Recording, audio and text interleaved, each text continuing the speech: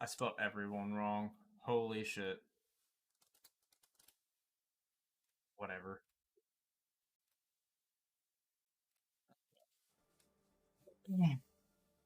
Let's go on to another account, though.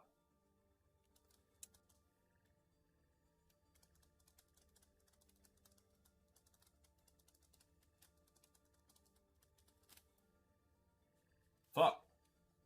Here's animation. There it is.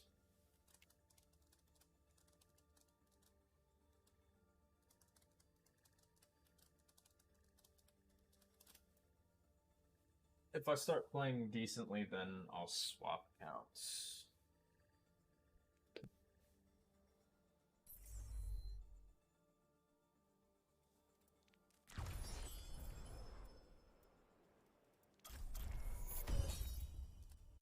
So, where is it?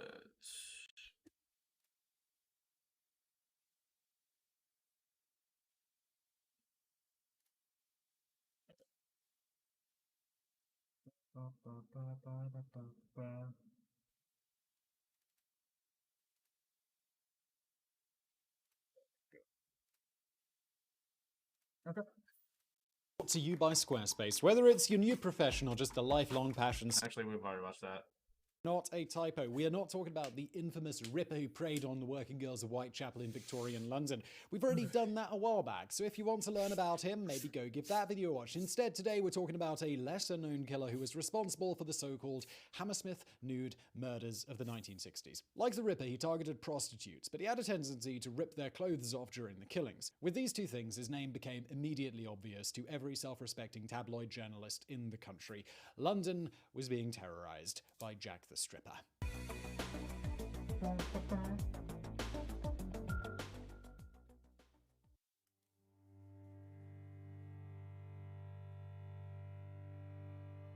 The story begins on the morning of June the 17th, 1959, on the banks of the River Thames in the Chiswick district of West London. A park by the river called Duke's Meadows had a reputation for being a lover's lane where young couples would retreat for a bit of private time. It was also a popular spot for prostitution, as many working girls took their clients there, earning the park the much more vulgar nickname of Gobbler's Gulch. Policemen who patrolled that area were used to seeing a lot of unusual stuff, but even they were taking a Gobbler's Gulch. discovered that morning. It was the body of a young woman dumped near the towpath near the river. She was left propped up against a tree with her dress torn open and strangulation marks. Shit, I got a game.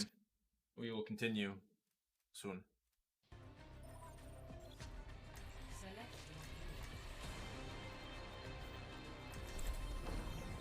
We go Echo when we can, cause he's fun as fuck.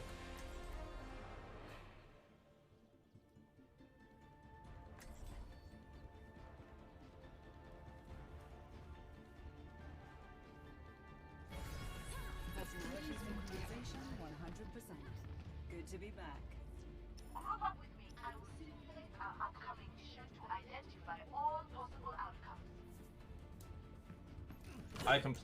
I tried to say I'll believe it when I see it, and I said I'll see it when I believe it. But be ready to adapt if necessary. Uh-oh.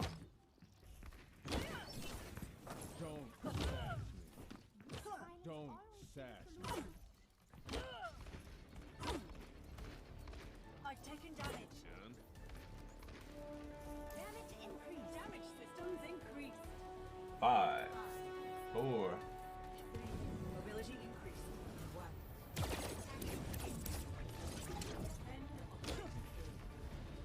Focus on the objective. Minimize errors. Adapt to changing attitudes.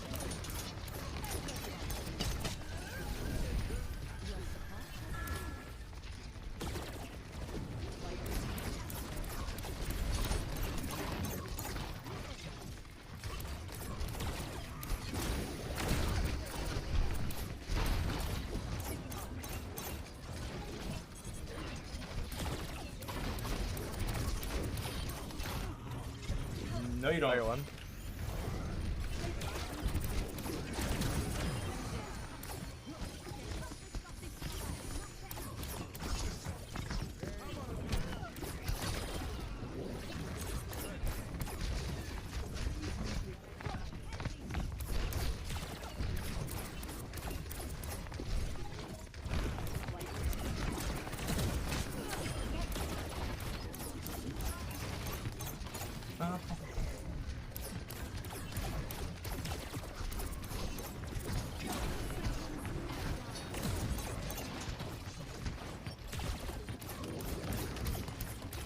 Fire one.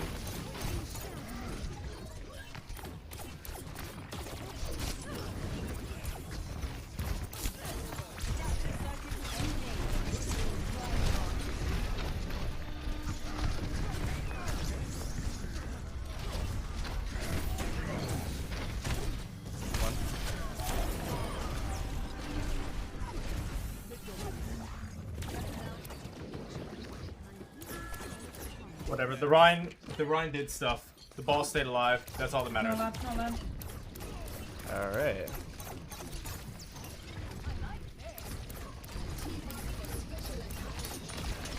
Ooh! I have blade.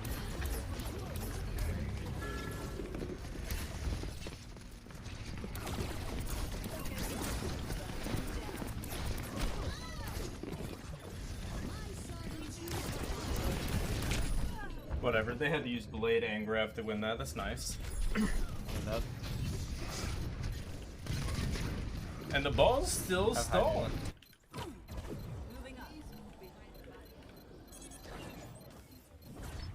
Can do one.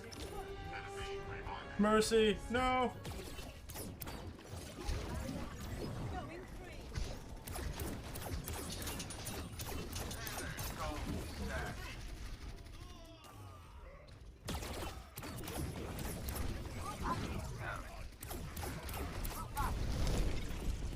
Adjusting angle of attack.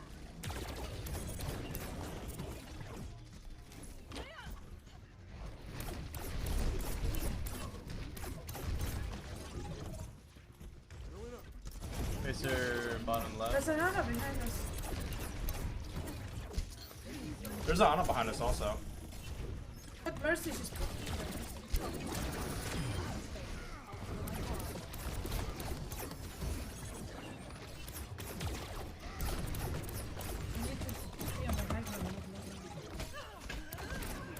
I couldn't get out of there.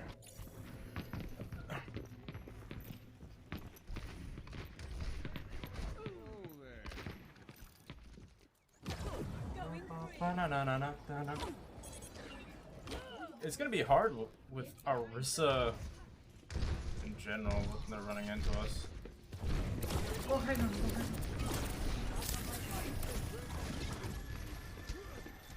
Sorry, left. Get down. I need help with the tracer. I got slapped up.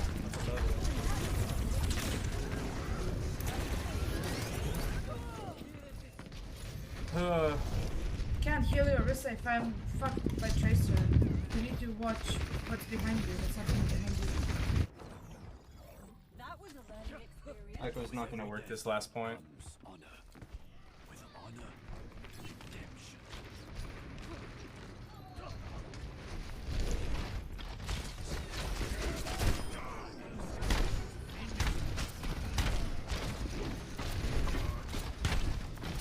Dude, I was in the airport.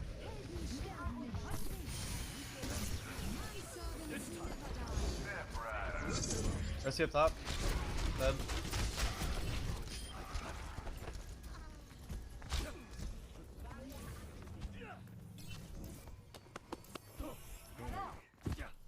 Oh, that's ours.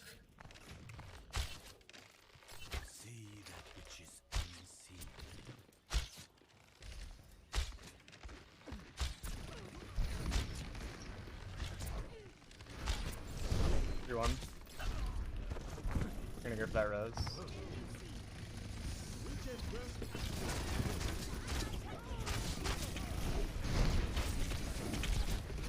I'm low. Fuck. That didn't work the way I wanted it to.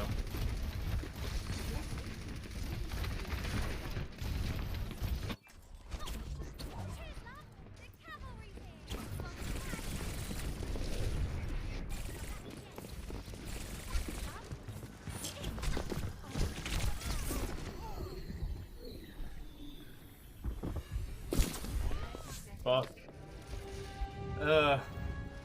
Well, that didn't work out for me. I'll play soldier, since I'm just not playing well today. We're all soldiers now.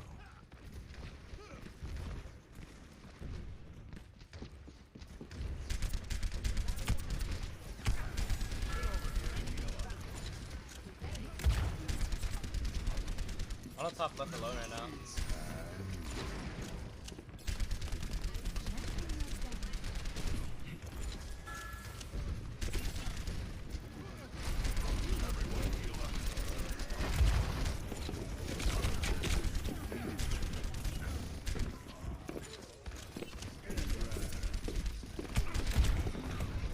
Dude, I can't play. My frames. Don't res me, Mercy. I'm not worth it. There's something behind. Tracer behind us. I'm not worth it. Valkyrie is ready. Oh, we're split. We're split. Nice. Big ol'.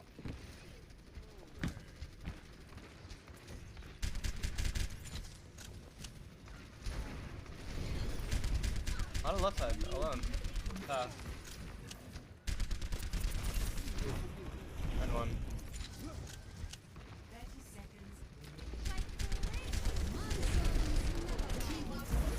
He's got a shatter. Yeah.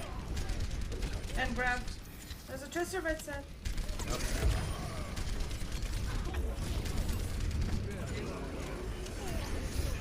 Yeah, I got one clip fire.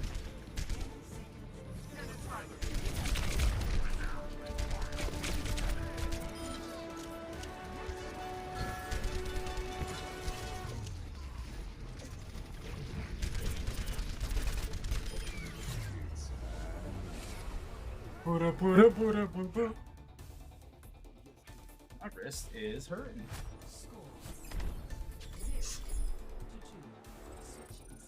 Ugh.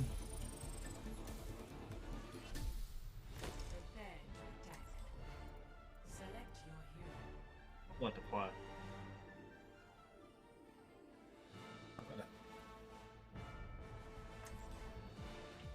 I really don't know what to play, man. Oh.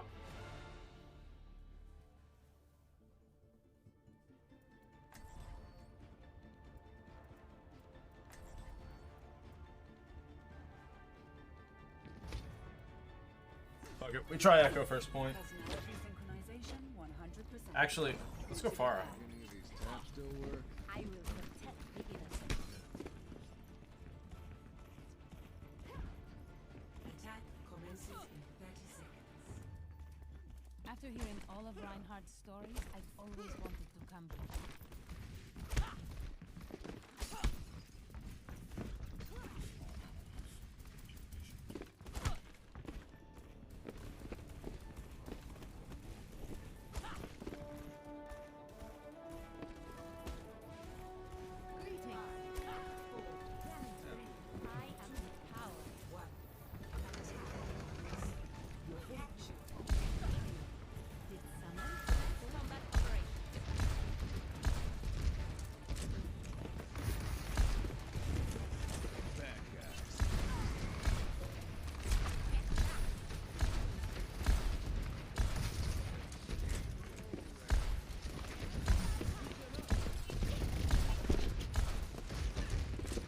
Walk in.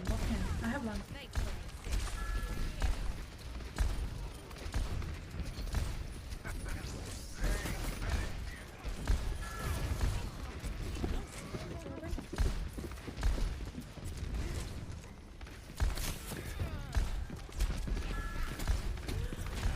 Dude! Big. Whatever. I'm a distraction. Good enough. I'm in the tunnel right now. I'm in the tunnel. I'm back. I'm taking the objective. Converge on me. Fine low. There. What I mean?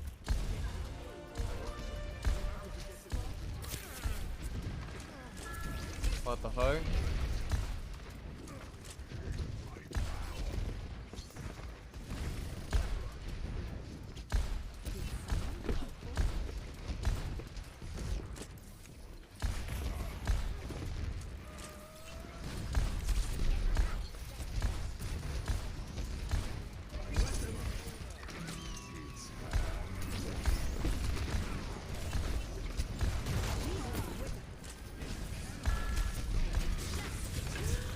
Oh, come on, man.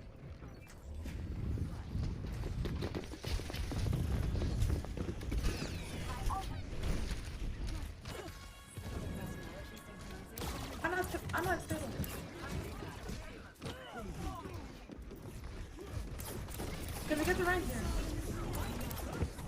Mercy one.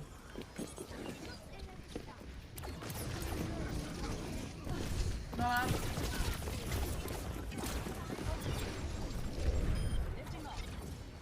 Anna is alone on the right. Big low.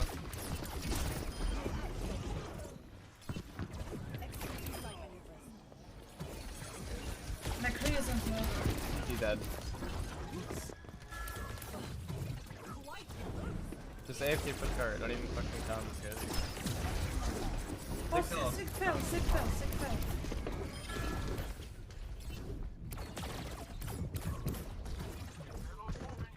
Tracing a recall. Underneath. Left side.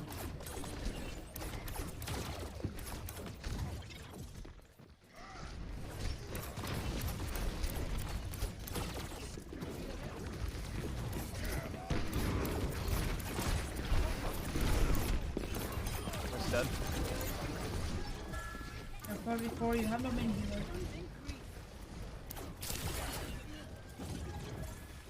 Right one.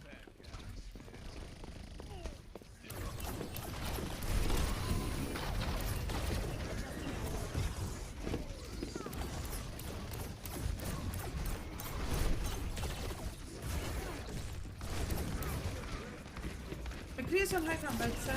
Good right.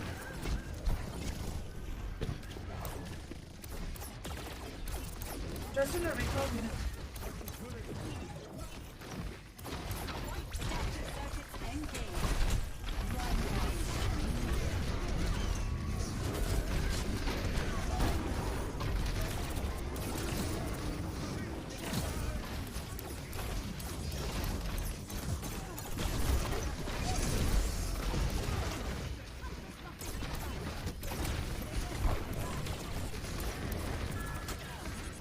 Rise I'm up. dead.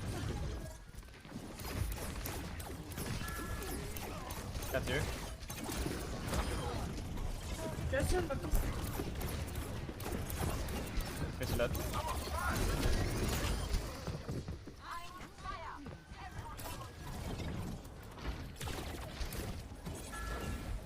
I have soldier now. He's one. There's a Rhine on the left. Rhine, Rhine one. Soldier's one to the Soldier's right right. side, one. He's on high ground now. Just keep pushing. Mercy dead. I got hooked from like 20,000 light years away. I Yeah, I missed saw so that. many shots.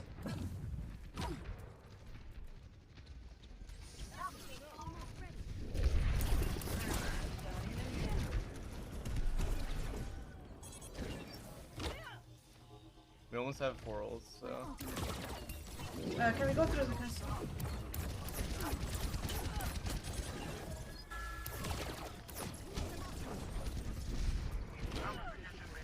Hog going through castle right now?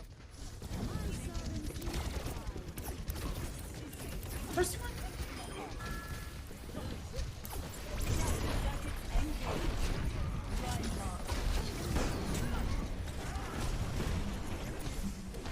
Push it. That didn't work out well. That's my bad. Mercy one. Dead. Nice. Thank you, Mercy. Oh my god, no! Didn't just do that. Oh, that soldier's one. Yeah. He's not gonna be able to go anywhere. Tracer behind. He's one.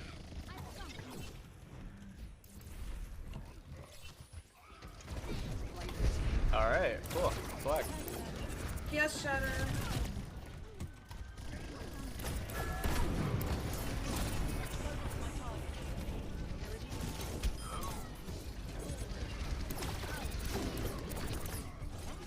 Hog behind you guys. Soldier dead. They're down too.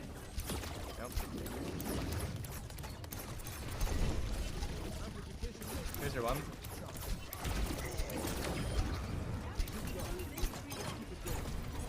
Mercy's top right, Tracer behind. They're gonna grab. GG.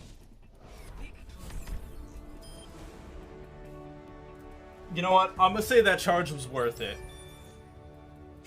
I'm gonna say that charge was worth it.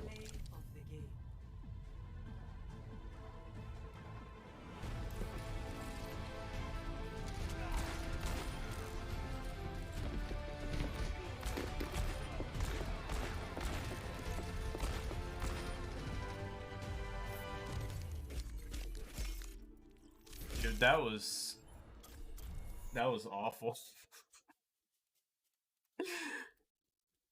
Her shoes and underwear were missing.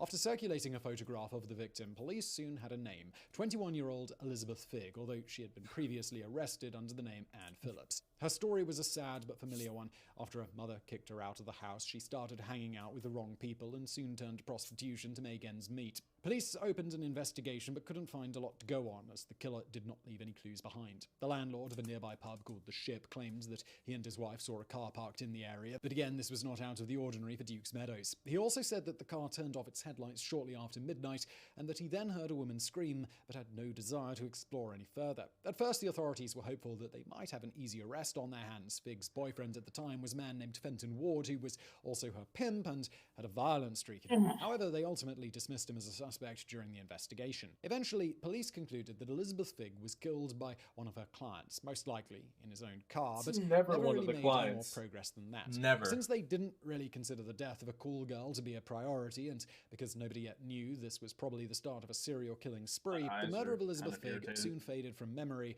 for years until the killer struck again.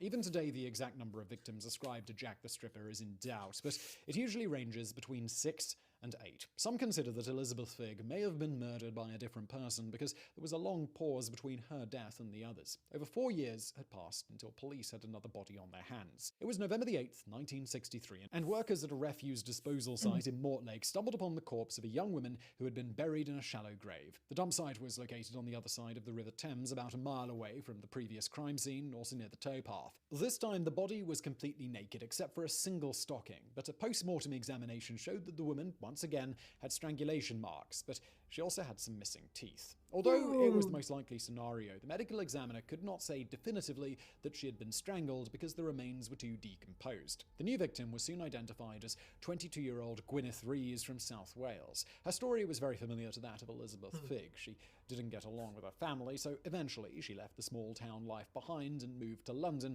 with naive hopes of making it big in the city. Unfortunately, she didn't make it. She met the wrong kind of people, and It's left with always little people choice for thinking they money. can She make it big soon in the started city. working as a prostitute. Like in the case of Elizabeth Figg, police initially suspected Rees' pimp, since he was known to be a violent man. His name was Connie Whitehead, and he was a member of the firm, the notorious my mobster wrist is group led killing by me. the Cray twins. However, authorities could not connect him to the crime. Afterwards, they considered the possibility Dude, that Rees had September died during 27th botched can't come abortion. soon They enough. knew that she had become pregnant that summer, a common problem for cool girls since contraceptives were still hard to come by. Abortions were illegal, so women like Gwyneth Rees had no choice but to turn to shady amateurs who performed back-alley medical procedures that came with a lot of potential dangers. But if this was the real cause of death, why strangle her and then You know, it's dump her crazy naked that body something in a shallow like grave where she this was certain fucked to be up, discovered? they Just like named in the killer previous Jack the case, these Stripper. are questions that have remained unanswered. I don't think that name is serious enough for like David, what they're doing. you know, we come out here for the winter to be with you, and it's like you're not even here. Leave my ads alone. I At don't the got time, money to nobody pay for connected the YouTube deaths of the Premium. two women together, and even today, some do not consider either Figg or Rees to be victims of Jack the Stripper. Presumably, it is because there were a lot more similarities between the 6 murders that followed, and also because they all occurred within a much shorter frame of time of almost exactly 1 year. In the minds of many, the killing spree of Jack the Stripper started on February the 2nd, 1964. I really with do the want to try discovery watching of Dave, though. Halford. Because The Lil body was Dicky is found just by funny in rowers general. on the Thames, located on the shore next to Hammersmith Bridge. The 30-year-old woman had been in the water for several days, having last been seen on January the 24th. Just like Gwyneth Rees, Telford was found completely naked except for some rolled-down stockings. She also had teeth missing. She's got and her some, like, underwear had been forced down indented her throat. cheeks. That's However, fucking there was nuts. a significant difference between her I always and find the like women, pictures of even though people in the Telford had past. It's strangulation so marks on her weird. neck. A They look post-mortem so much examination different revealed than that she like died by drowning, people you'd see suggesting that she today. may have been choked unconscious and then thrown in the river while she was still alive. Predictably, her tale was just as sad and tragic as the previous victims. Born in Lancashire into a mining family, Hannah Hannah Tailford was considered a problem child who got expelled from several schools. She eventually ran away from home as a teenager and made her way to London, where she quickly began amassing convictions for theft and soliciting. At one point, it was reported that she even tried selling her unborn baby through the classified ads. There have been quite a few sensational stories about Hannah Tailford, and while it is hard to say which ones are true, it would certainly seem that she wasn't your average cool girl. She told friends that on several occasions she had been paid to attend wild sex parties at lavish mansions belonging to London's upper classes. In one notable instance, Tailford said that she was picked up by people limousine really, and like, get brought to a house prostitutes where she for had sex orgies with a like man that? dressed in a gorilla costume as a crowd of onlookers surrounded them and cheered. Given these stories, police investigated the possibility that Hannah Tailford Hold was on, silenced excuse me, what about a gorilla costume? sex parties at lavish mansions belonging to London's upper classes. In one notable instance, Tailford said that she was picked up by limousine and brought to a house where she had sex with a man dressed in a gorilla costume as a crowd of onlookers surrounded them and cheered. Given these stories, What kind of police frat investigated boy the shit is possibility that? Hannah Tailford was silenced because she knew too much about the powerful elite of England. It was an alluring idea, but it didn't go anywhere, and shockingly enough, not even the press pounced on the opportunity. It seems like, more so than the police, they were willing to admit that there might be a maniac preying on cool girls in Hammersmith. The next victim was found just 2 months later on April the 8th, again on the foreshore of the Thames, just a few hundred yards away from the spot where Hannah Tailford was discovered. She was also naked and had ligature marks on her neck, although, like the previous woman, it appeared that the actual cause of death was drowning. She was 26 years old and was either pregnant at the time of her death or had recently visited an illicit abortionist to obtain a treatment. Her name was Irene Lockwood, and her story was unsurprisingly similar to the other women. She came to London when she was younger and resorted to prostitution as a means of making a living. However, police heard rumors that Lockwood was often in the habit of scamming her clients, sometimes by having male friends of hers rob them, and other times by taking photographs and blackmail. This would have certainly increased the pool of suspects. This is who kinda- may have wanted her dead, but something unexpected happened. This serial killer's kind of boring. The ABC murders. Oh wait, that's. Let's see what else is on here. Machine Gun Kelly. Yes, please. What else should we watch? He's got a lot. The Man Behind the Three Musketeers. Nah.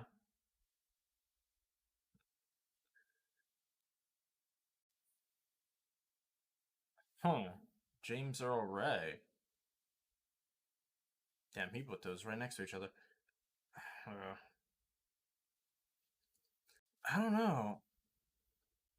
Let's watch Machine Gun Kelly first. This video is brought to you by Squarespace. From websites and online stores to marketing tools and Oh, cool, I got a game. Never mind. Machine Gun Kelly can wait.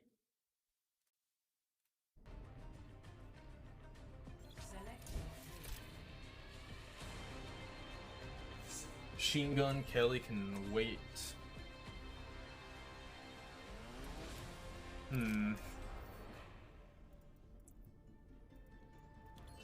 Ugh. Please, no double hit skin. Personality synchronization 100%. Good to be back.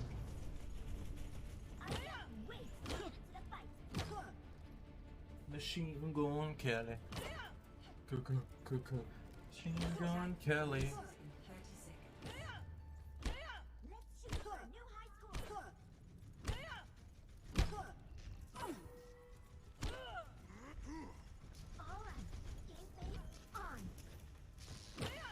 I don't know, maybe I should play like 1v1 arena while I'm queuing. I do need to like try to get some sort of warm-up going. We can watch biographics later or some shit.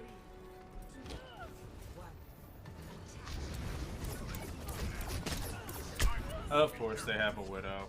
Okay.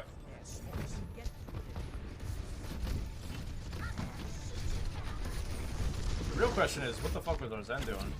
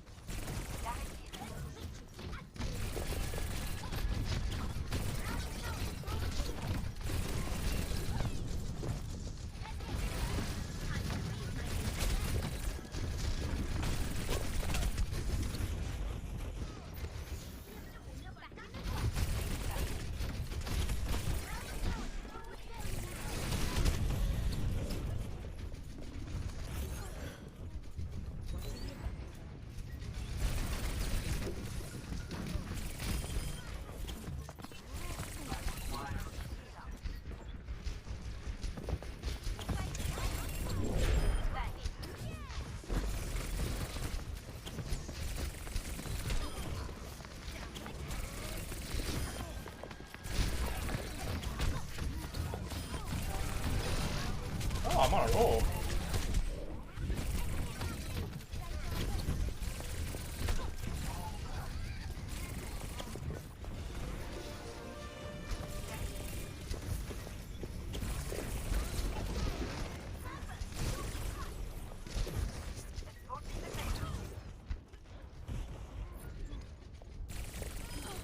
You thought I was gonna let you get away, Widow? Nah.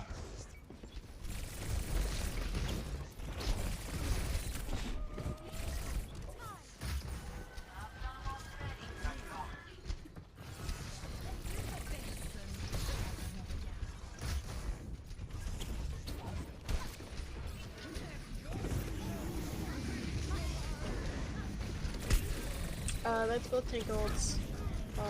Valk, and there's. I couldn't get out. Maybe sights.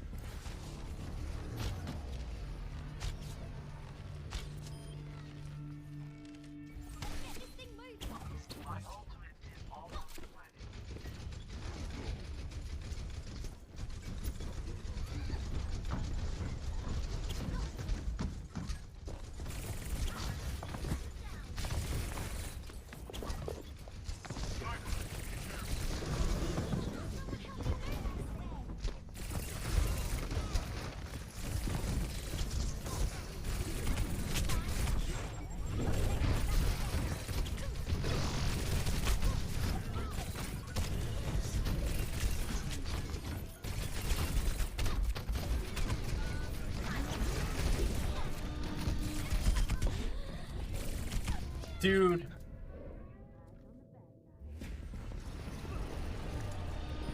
That's just unlucky. I recalled into the dragon, no.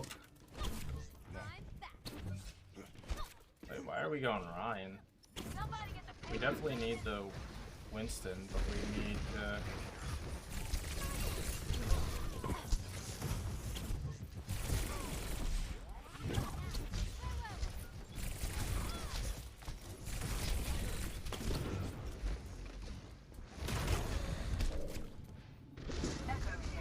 Why is our Ana on high ground? That's the real question.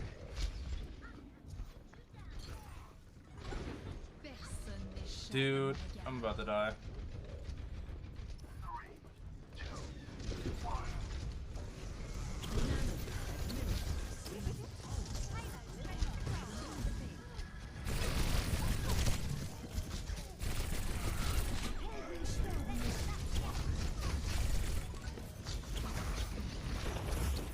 Okay.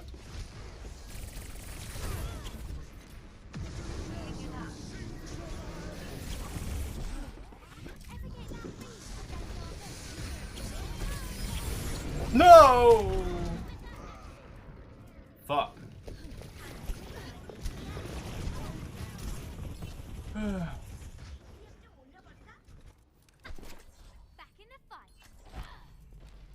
Actually, soldiers to play here. We're all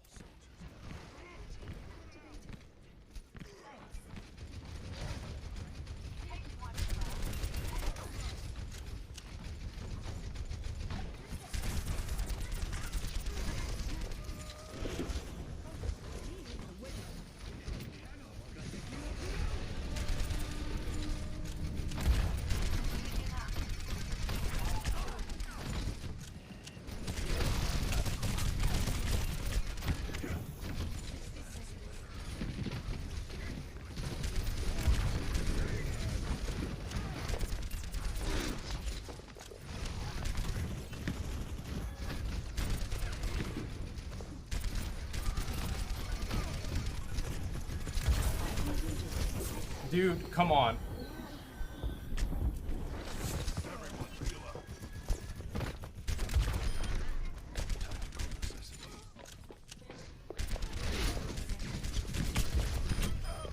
Yeah, that Hanzo is extremely sus.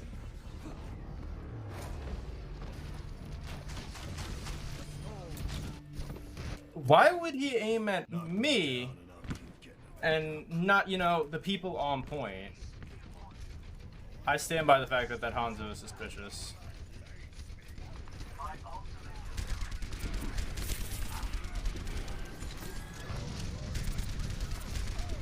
It's gonna be a lot easier to see. What is that? Oh.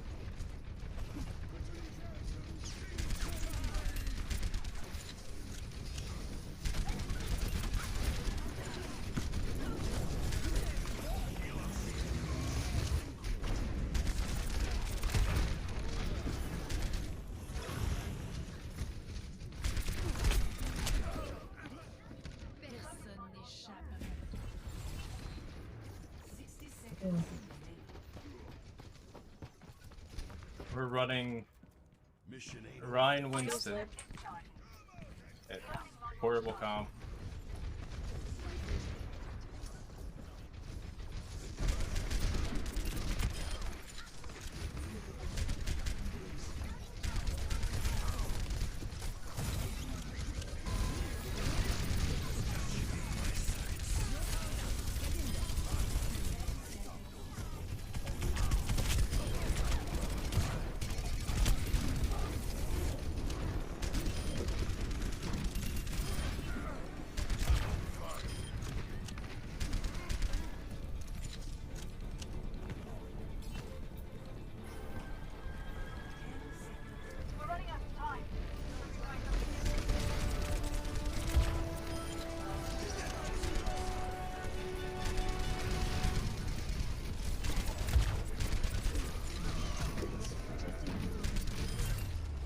Dude, who's yo, god damn it.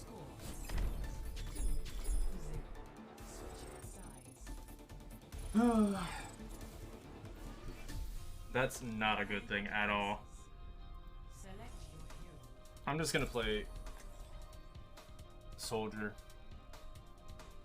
But yeah, this tank line that they're going for is really bad because he's just gonna dive in and die while Ryan's just sitting. Oh, I see why. He has the game sense of a silver player, but tank is pretty easy to climb with. I can't wait to see you all in action. Hello there. Attackers incoming in 30 seconds.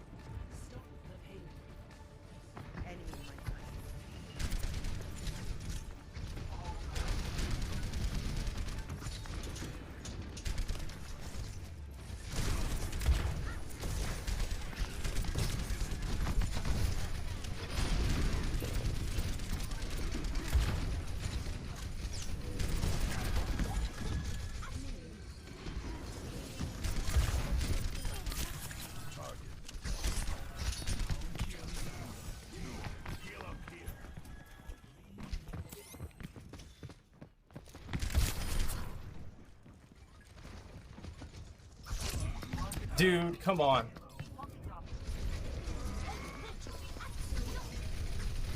These tanks need to do something. Oh my god. Arsenal has done nothing. Holy shit, this is bad.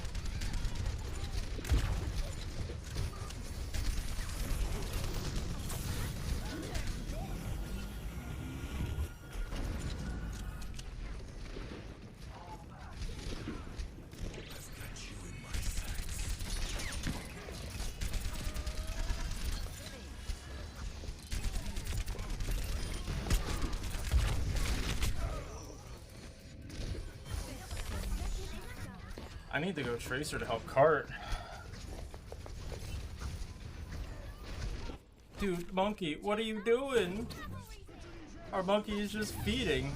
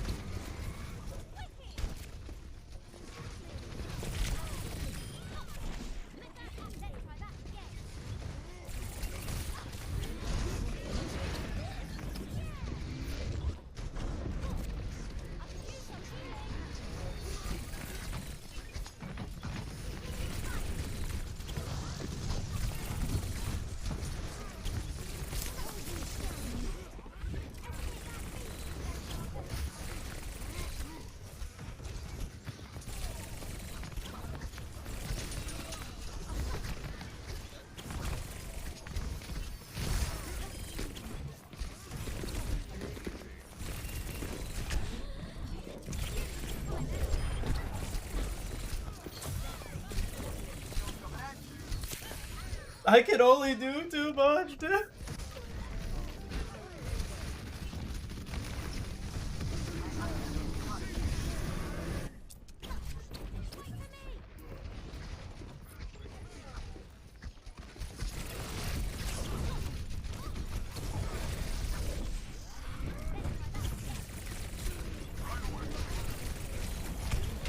Damn it.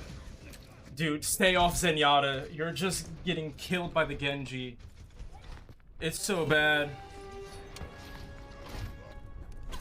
I literally can't do anything more than what I'm doing.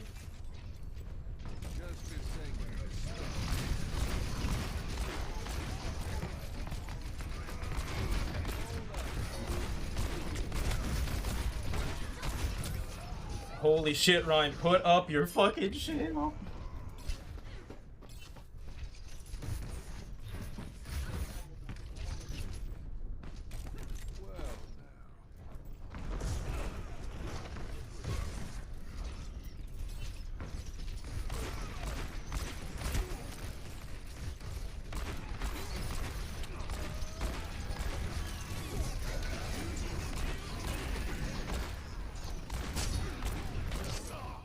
Dude. We lose because of that Zen.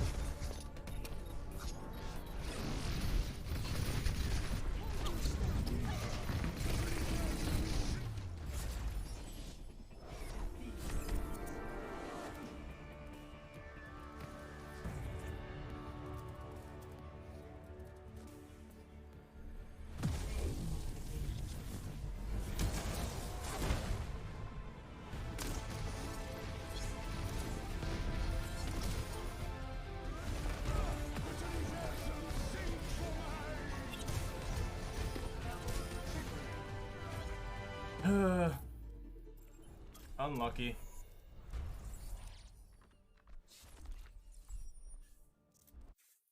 There's only so much you can do. Okay, that's over.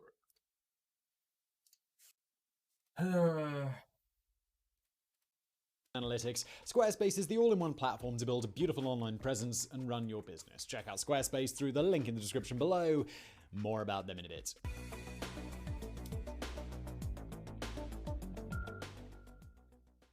We're back in the Prohibition era, the time of gangsters, bootleggers, and public enemies number one. The time of notorious criminals such as Bonnie and Clyde, John Dillinger, and of course, today's subject, Machine Gun Kelly. Despite his strong association with bank robberies, they were not what brought Kelly everlasting infamy and turned him into a household name. No, it was in fact the kidnapping of a rich oil magnate. It wasn't just the act itself that mattered, but also the circumstances. America was still reeling from the kidnapping and murder of Charles Lindbergh's baby boy. All eyes were on this case as everyone feared that another high-profile kidnapping would have the same tragic end, and that's how George Machine Gun Kelly became the most wanted man in America.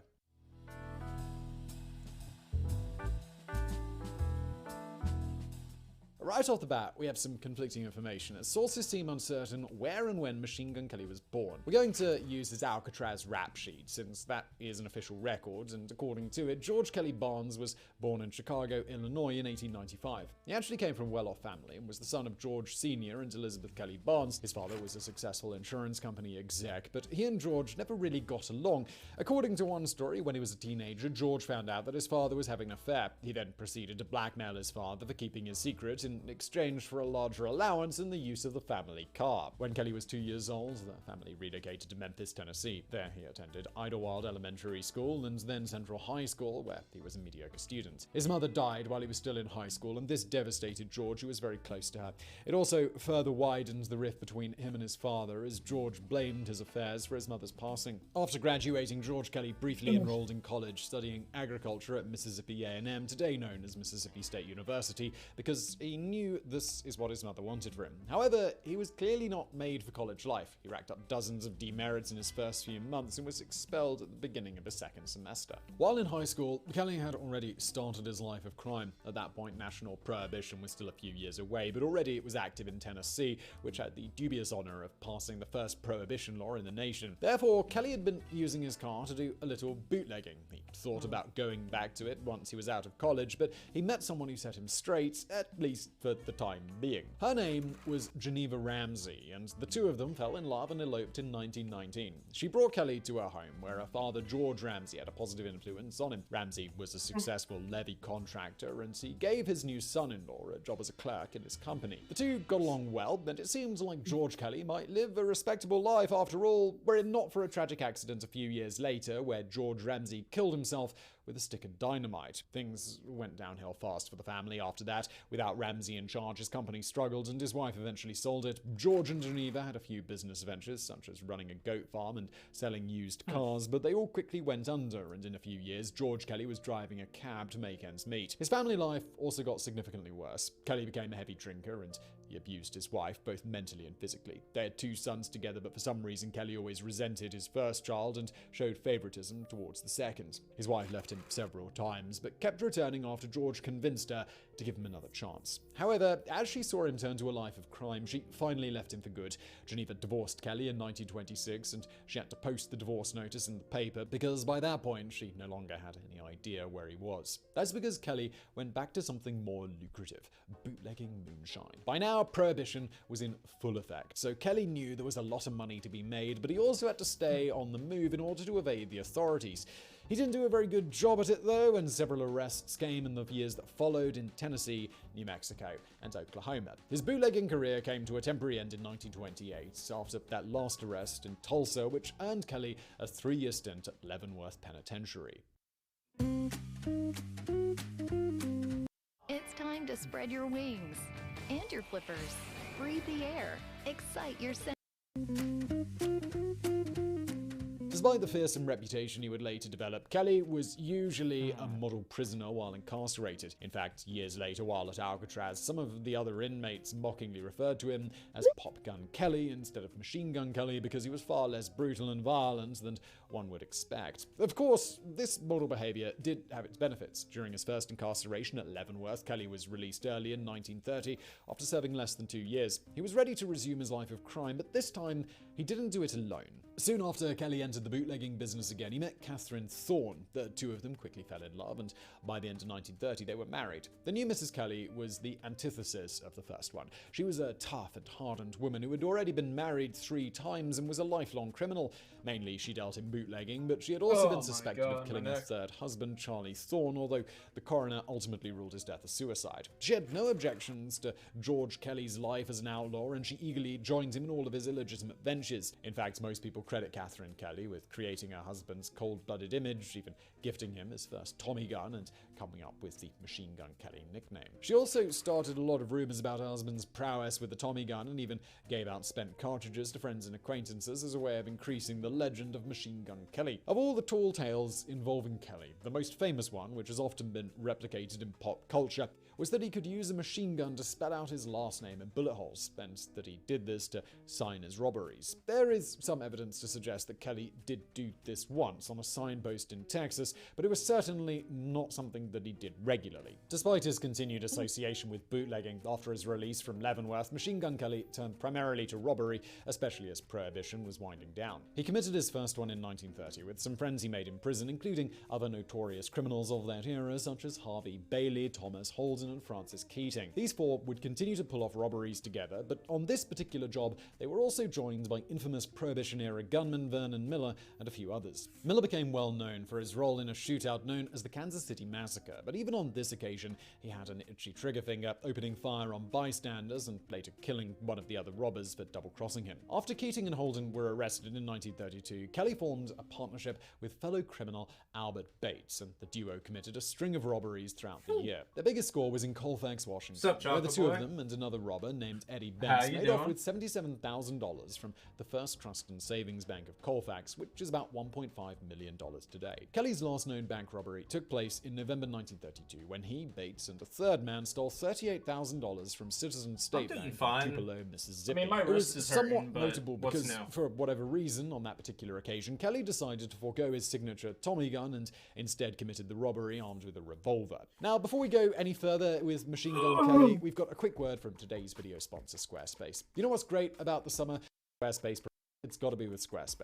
His hand at kidnapping, where he proved himself to be considerably less adept. According to some sources, his first kidnapping occurred in 1930 when Kelly and a former cop named Bernard Phillips abducted a pair of victims only to have one of them get killed in an accident. Then in January 1932, Kelly and a man called Eddie Dole kidnapped a banker from South Bend, Indiana, named Howard Wolverton. First, while the banker and his wife were driving around, Kelly forced himself inside the car at gunpoint and made Wolverton drive a few miles out of town. The pair then got into a waiting getaway vehicle, leaving Mrs. Wolverton with a $50,000 ransom note. Kelly and Dole drove their captive around Indiana for a couple of days before Wolverton persuaded them that he simply did not have the money they wanted, It's so a they natural released him body on the promise process. that he would raise the funds later. Despite receiving a few threatening calls and letters, the banker obviously never hold up. We'll go back to this in a second.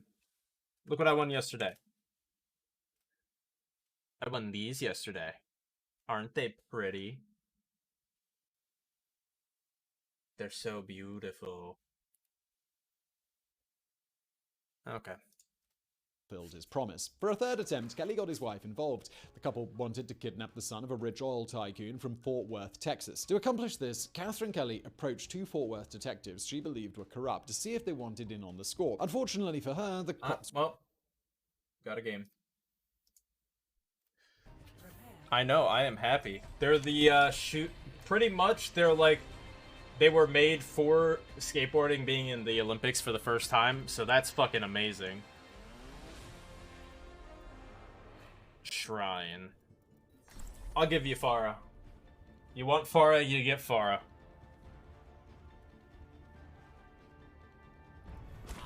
Because I don't want somebody screaming, like, I don't... If somebody wants a giant loud noise to say dicks in my ear, they're gonna have to pay for it. Okay, Chocolate Boy? I don't want to... I have bad hearing. No, thank you. You and your colleagues discredit the field of science. I want nothing to do. Too expensive, though? I mean, hey, the #1 person on my bit leaderboard literally just watched ads on Twitch to get all those bits. So that's kind of funny. Mercy.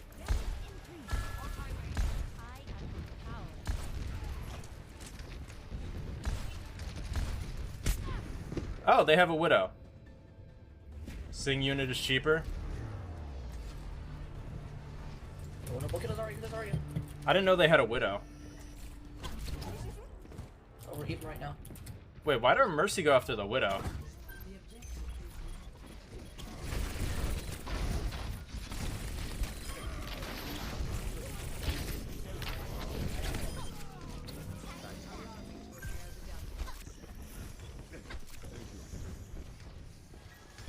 Yeah, most people do. I'm just saying why. I didn't ask for the reasoning. It was a rhetorical question.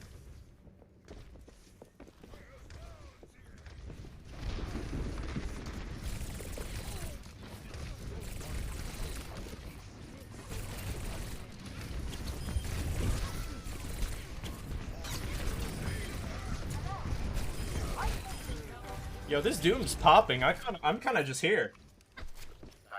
Well, Mercy has fucking bullets the size of trucks. They have a Pharah.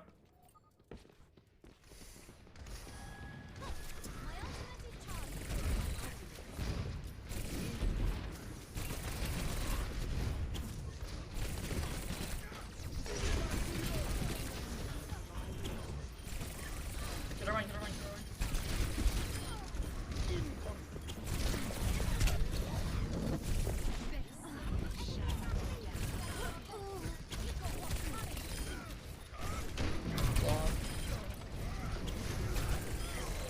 I almost got pinned by that.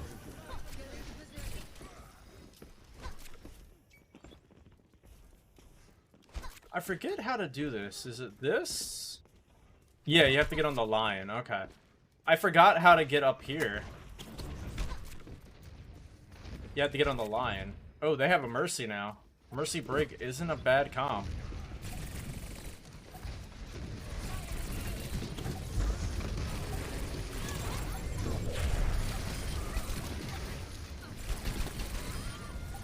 Okay.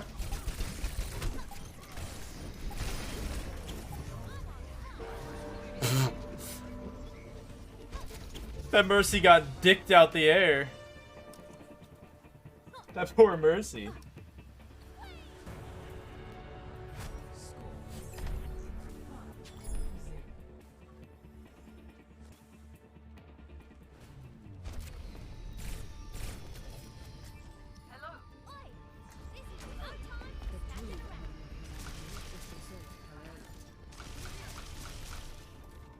Do not deviate from the plan, and victory will be ours.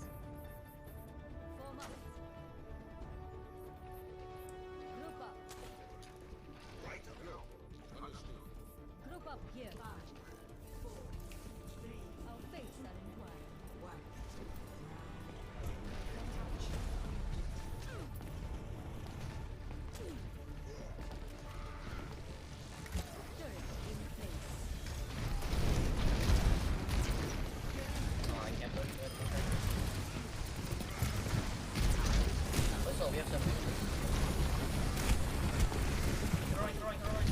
Ryan, why would you turn around? Oh my god.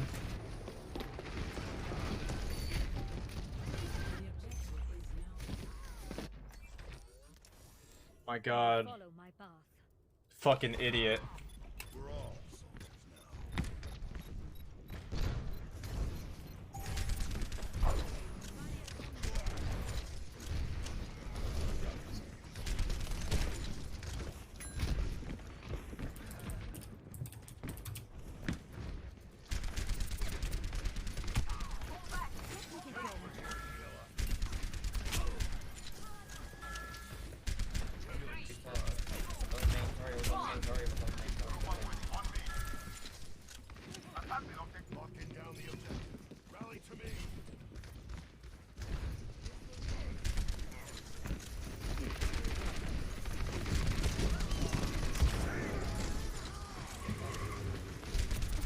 No! Dude, what are the tags doing?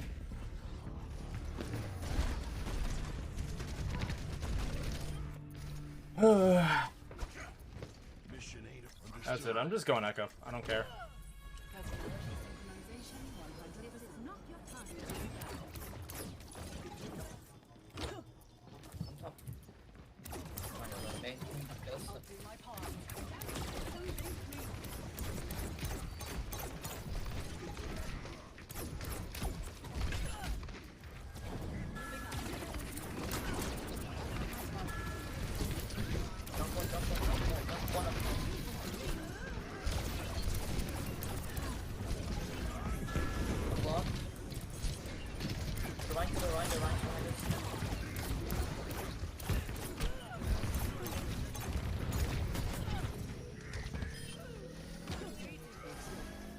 Okay.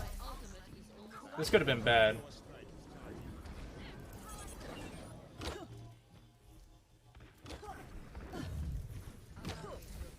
No, you guys. You guys don't want to be in there.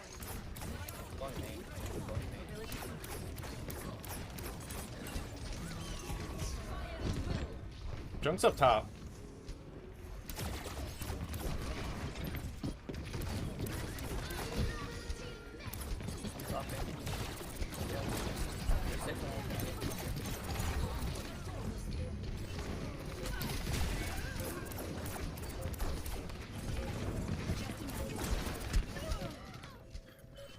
Well, this is gonna be a fucking horrible game.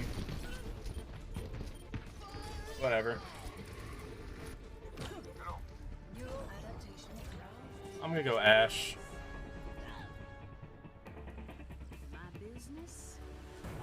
I mean, the next map might be ours if, you know, the tanks stop getting instantly melted.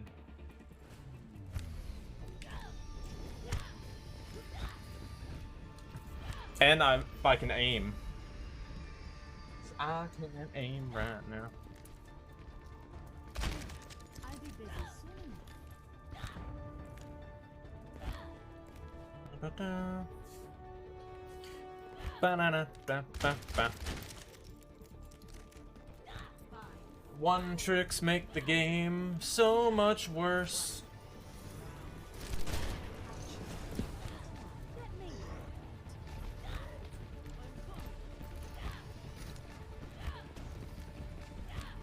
Double shield.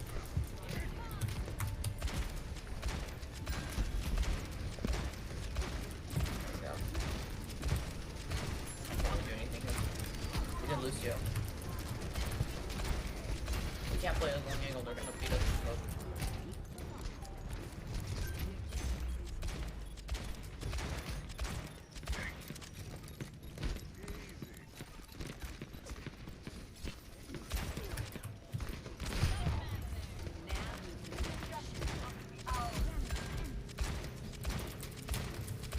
Don't push at her. I don't push at her with it. Break 6 shield, break 6 shield, break 6 shield. Big slime, big slime.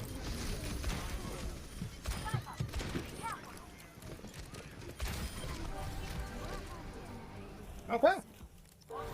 One tricks make the game a mate. No, fuck that. Do you really want to have a Doom and a Junk one trick on your team when you're fucking playing against Spara? Is that something you enjoy? Because if so, you might be a masochist.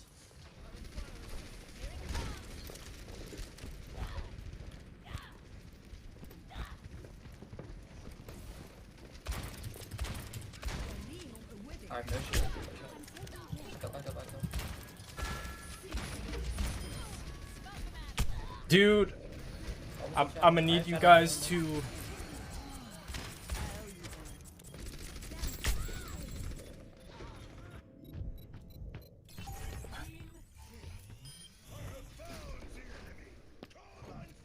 play on right side so you can actually back up whenever they start pushing you.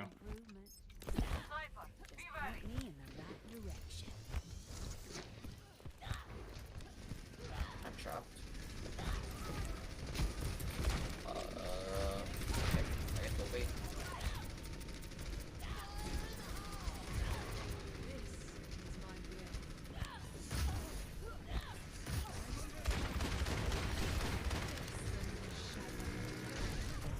Cool. I'm in a mate. Big sun, big one.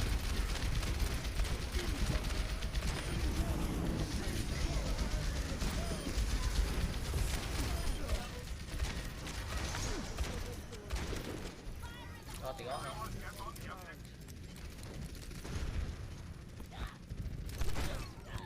Okay. Fuck that.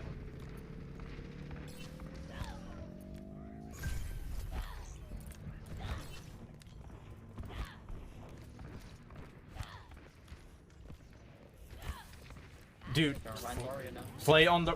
didn't I just tell them to play on the right side?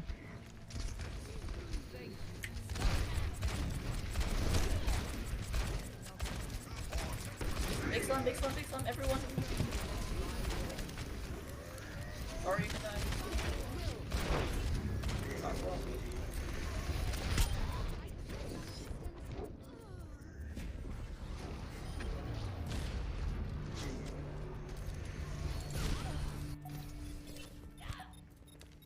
Dude, they need to play on the right side.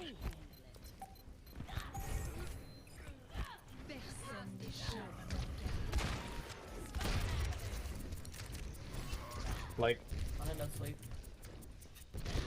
it's more the fact that our team's not playing where I fucking told them to. So the Widow has free reign to do whatever she wants. Fucking Rhyme, put up your goddamn shield. Holy shit. Push right, you moron. Go right side, go right side, go right side, go right side. Walk, I'm shielding you guys. Walk. Okay. Our dude's connected. Okay.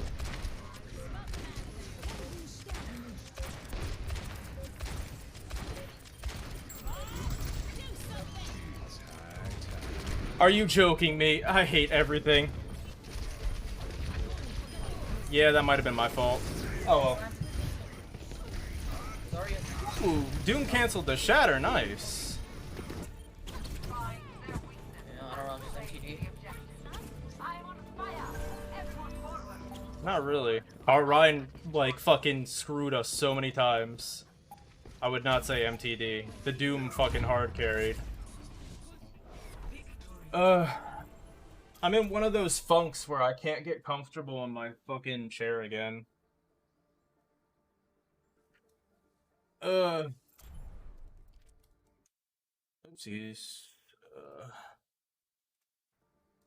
Yeah, I'm in one of those funks where I can't really play right now. We're honest sucks. and only played along because they thought it means main tank difference, but dude, dude did not main tank difference anyone. I literally told him where he should have played. Because if we play on right side, we just have so much more space for me to work, for everybody to work. But they played on left, so if I play on right, I get fucked. If I play on left, we all get fucked, because they were fucking standing in the corner. Ryan was just playing on the left side of the door. It was fucking stupid. Could turn Catherine into an informant. When they realized that this was not the case, they turned down the offer and placed the intended target under surveillance, forcing the Kellys to abandon their plan. What do you mean? Kidnappings were growing in popularity among outlaws of the time because they were considered to be lower risk than bank robberies, and they only involved local or state law enforcement. However, that soon changed following the notorious Lindbergh baby case, when the infant son of aviators Charles Nan Lindbergh was kidnapped from his home. See, I'm not angry, I'm just annoyed. Because, like, the game could have been a lot easier, but people will do whatever they want. Found dead a few days later. The case, which was on the front page of every newspaper in America, shocked and outraged the public, and after the boy's death, the Federal Kidnapping Act, also known as the Lindbergh Law, was passed. Now kidnappings became a federal matter, as FBI agents and US Marshals could easily pursue kidnappers who crossed state lines. The punishments also became much harsher, often resulting in a life sentence. In some states, kidnapping even qualified for the death penalty if the victim had been physically harmed. For criminals, the raised stakes meant that they needed to up their game and only go after rich targets so that the rewards would outweigh the risks. In early summer 1933, the Barker and Carpus gang successfully executed the high-profile kidnapping of brewery tycoon William Ham and received $100,000 for their troubles. With money like that on the line, it's no wonder the criminals were willing to take a chance.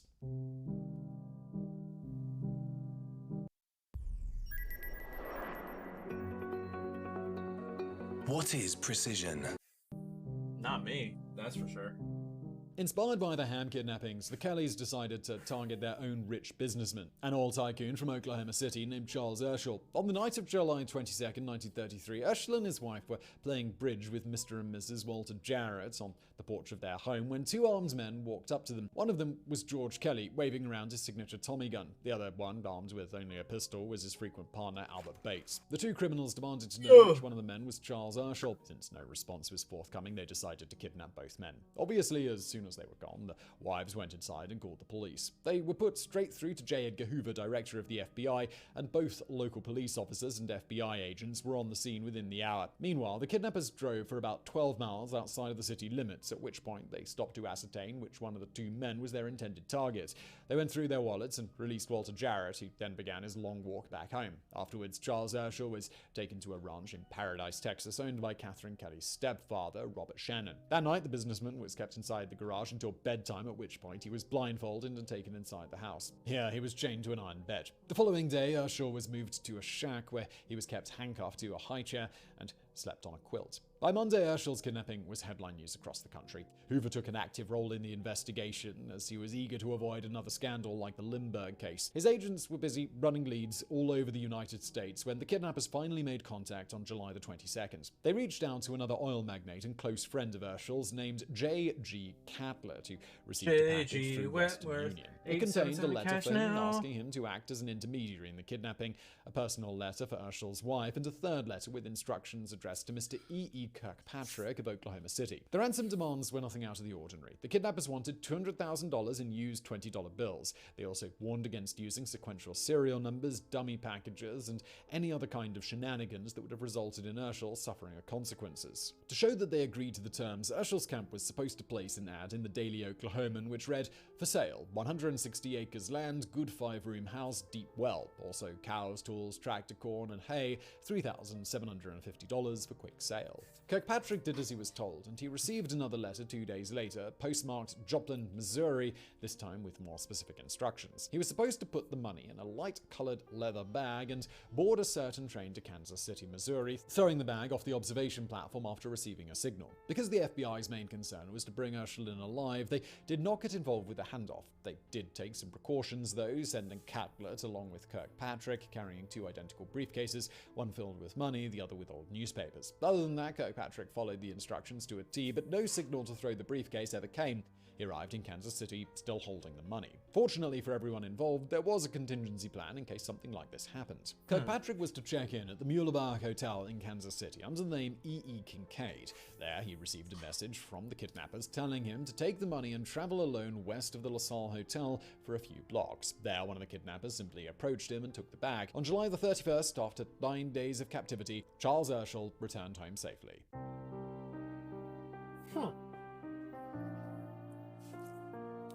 My back As this hurts. was the first high-profile kidnapping after the passing of the Limburg Law, the FBI were all hands on deck with the investigation, determined to make an example out of the culprits. Dude, I They wish were queues chasing weren't down so leads all long. over the country, but in the end, it was Urshel himself who served as their greatest asset and proved instrumental in identifying his kidnappers. The businessman had a great memory and tried to remember as many details as possible about his time in captivity. He had heard oil pumps and barnyard animals outside. He noted that the water had a mineral taste and also came from a pump outside. He intentionally left his fingerprints over as many objects as possible to prove he had been in that location. But the biggest clue of all were the airplanes. Every day, Urshel heard 2 airplanes flying over him. Every day, except for one when there had been heavy rain, and presumably the flights had been cancelled. But Urshel got even more information by waiting for a few minutes after a flyover and then Yo, this casually guy is asking every his captors kidnapper's what time it fucking was. worst They did not make nightmare. the connection and answered him.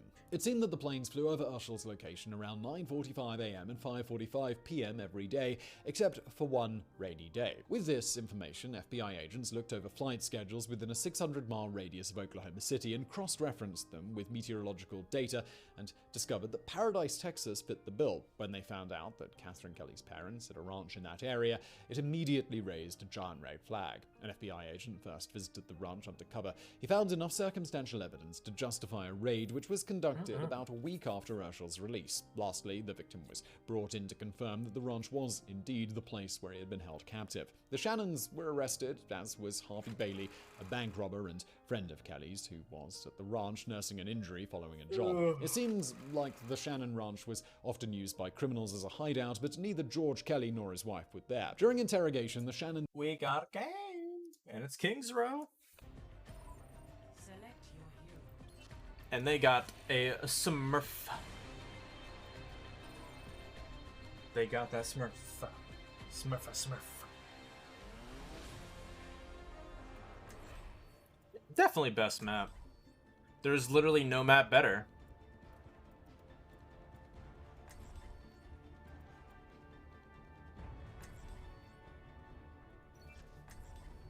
Ugh. Every death comes honor. I grow tired of waiting.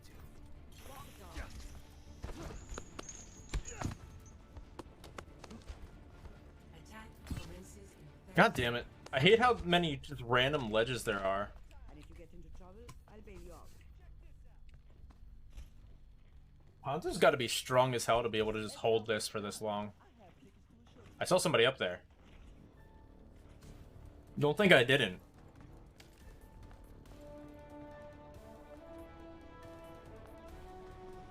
Soldier, eh?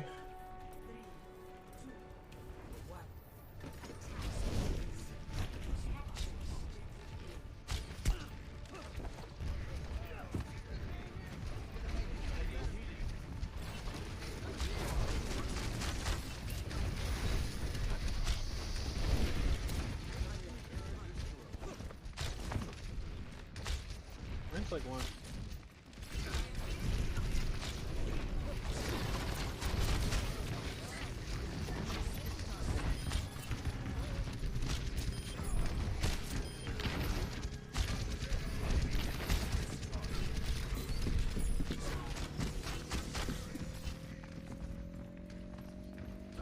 Random shots, baby. That's how we do it.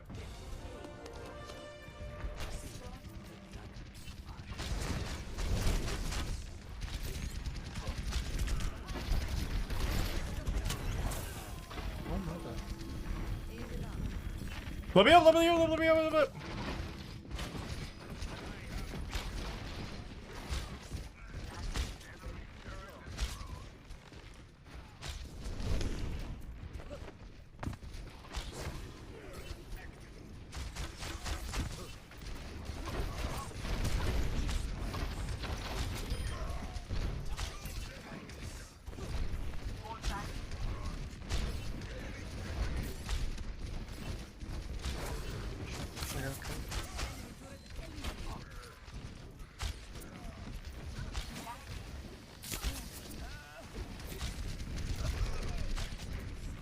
Oopsies.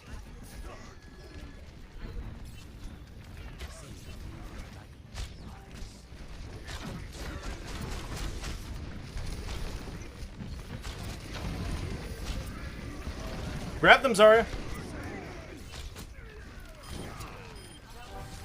Never mind. Soldier, you anywhere around here?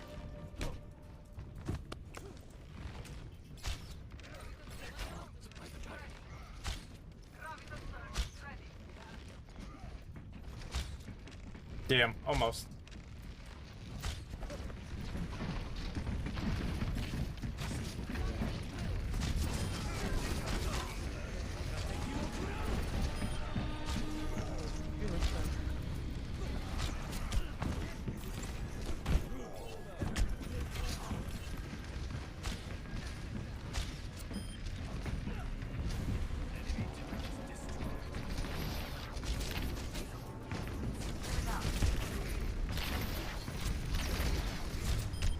That Lucio actually came after me.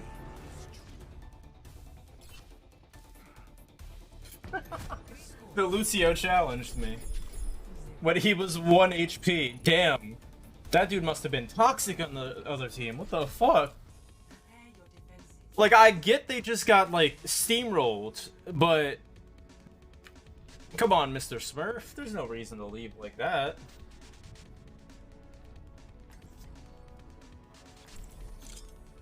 We're gonna do a little shenanigans. Just a tiny bit. Just a pinch of shenanigans.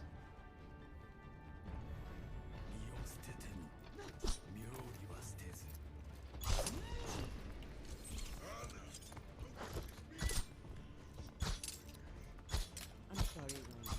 After everything that happened, I needed this. Unless he's going to turn on fucking aim lock, in which case, please, no. Nobody wants that.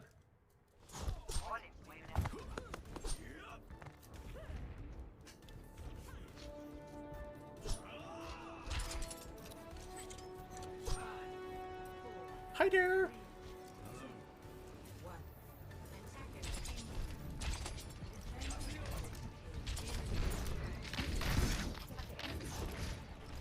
Oh.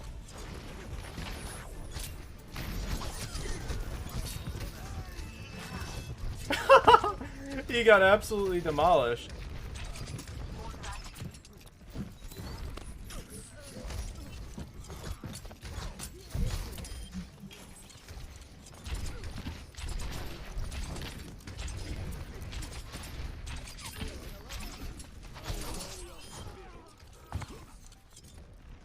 Yeah, they've pretty much given up.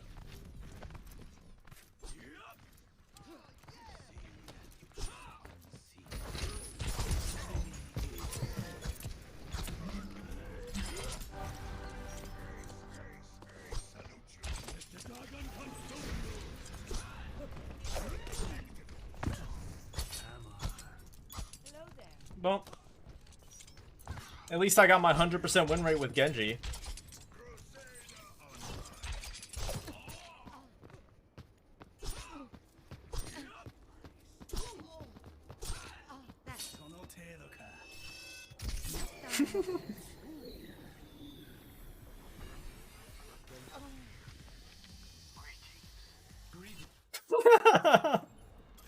Oh my god.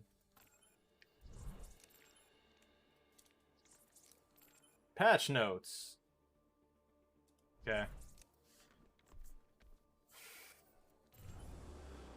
Oh yeah. Wait, is it time for the... Hold on, is it time for the rerun? No, it isn't. Oh no, I'll turn on the biographics in a second. Biographics are on. Confessed their role in the kidnapping, revealing that it was Kelly and Albert Bates who were behind it. Now the manhunt begins. Yo, I have like with his face 700 owl tokens on my main account. Gun Kelly was now the most I'm good for skins for a while. Albert Bates was the first to get caught. He was arrested in Denver on August the 12th, 2 weeks after the kidnapping, with some of the ransom money and a Tommy gun in his possession. The Shannons, as well as other associates of the Kellys, were also taken into custody. In all, 21 people would be convicted for their role in the kidnapping, with another 3 charged but found innocent. But for now, George and Catherine Kelly were still on the run.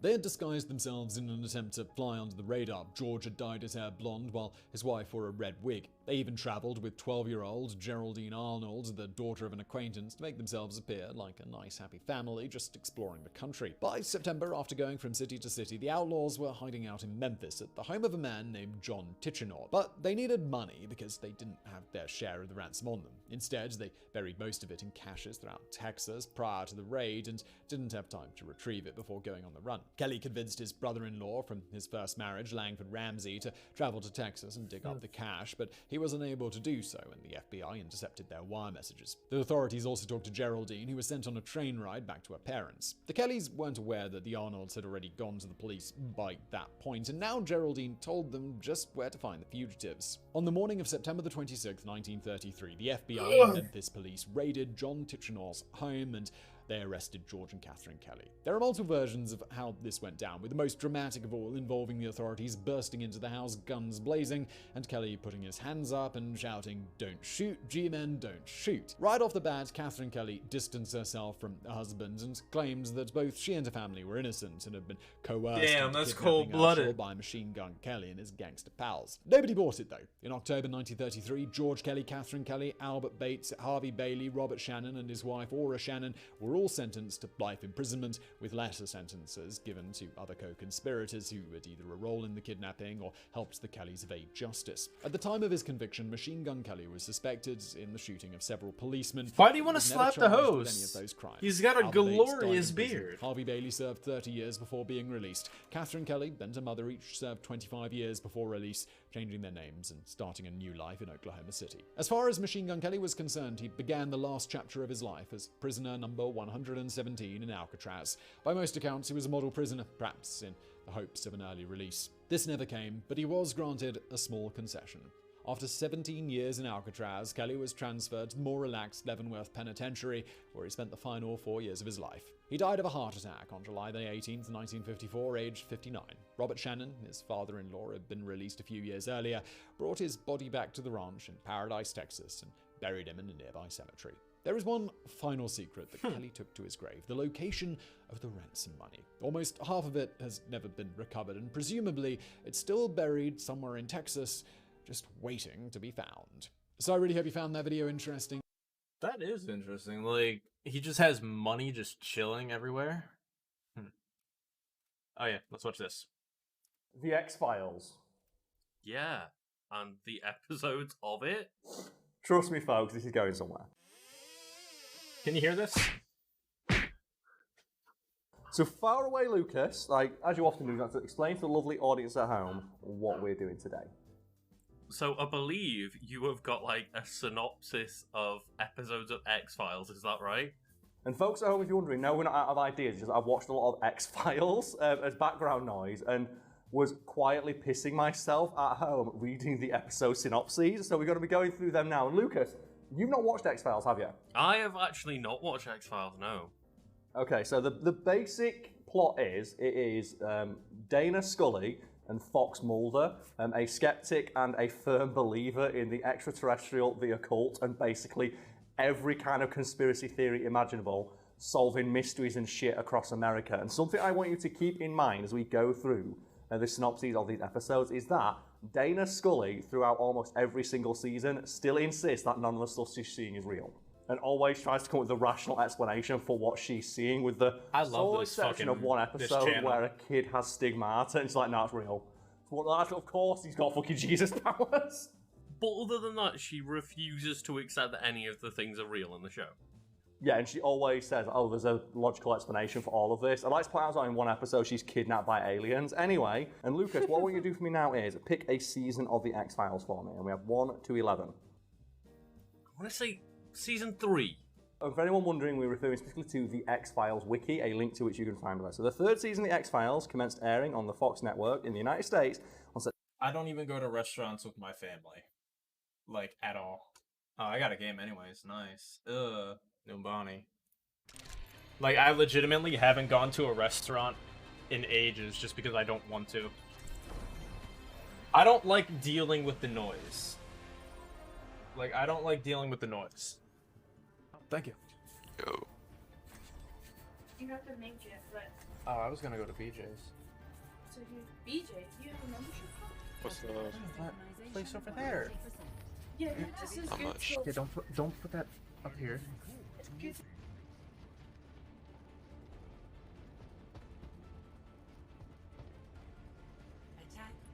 I got 4 L's right now. Not I saw something in the OBS and I was like, what is that white going thing? for me lately on support as well. I took like a couple week break. I was like 3,600, and then I took a week break, and I just can't win now. Now I'm like 3,200. Oh shit. Yeah, it's tough. Oh no, I can't go more than a week without playing. No matter how bad it gets, I can never go more than a week. Yeah. Most I take is like maybe 2 days. I just hop back into it.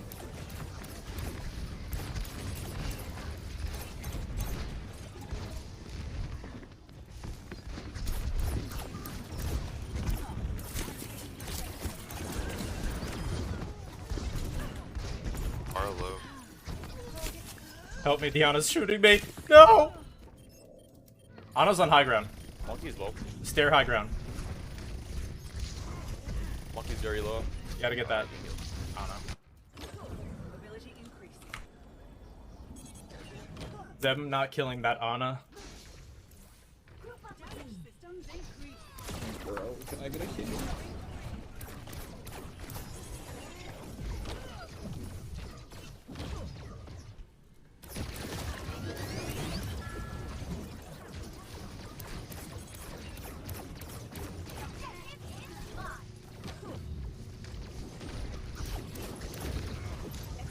Yeah, we need some heals on the boil. Echo sleeping in the little room. Oh my, bro, they're peeling so hard for her. Okay, I got 3 on me, so we got a kill there. Maybe, yeah, I'm up.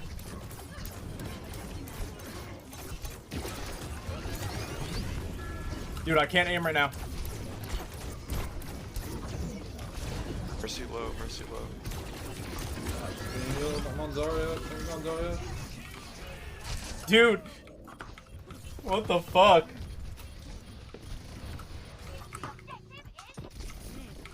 Ooh, I'm getting a res.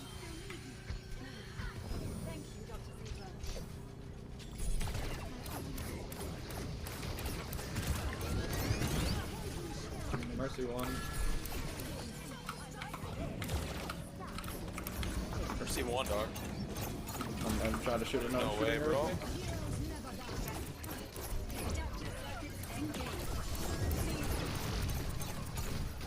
D.Va. Kill D.Va.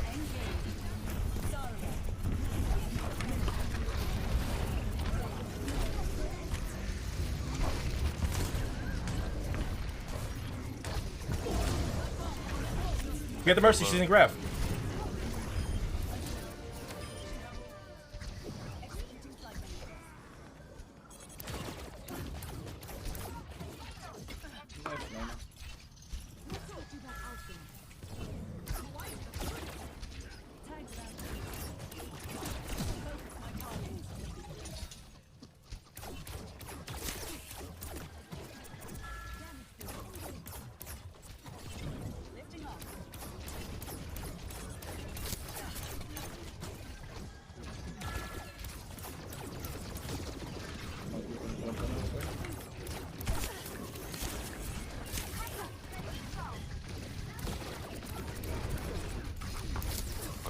Impossible on the Switch.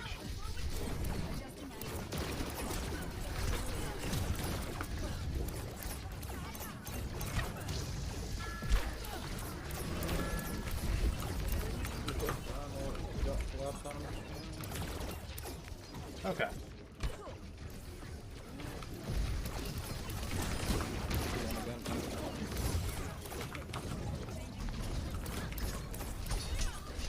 Genji's one.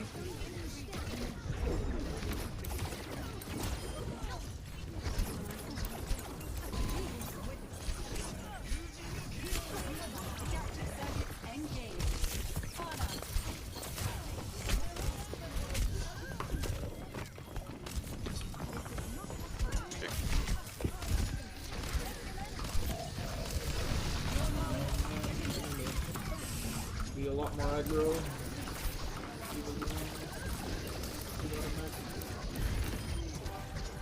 Maybe do the please. Of course he won't.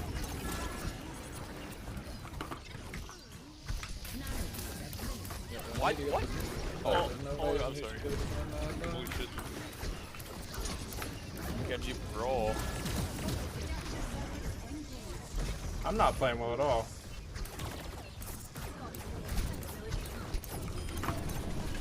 Questionable plays, guys. Very questionable plays.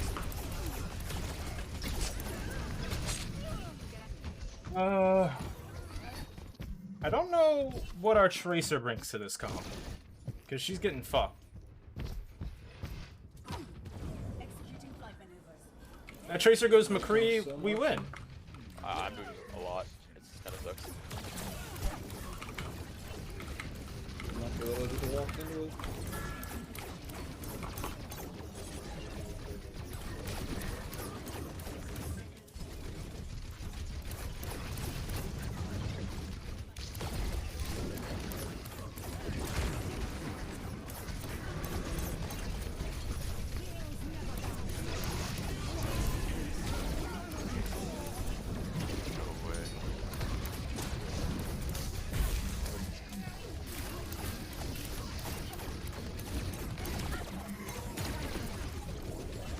I am not playing well.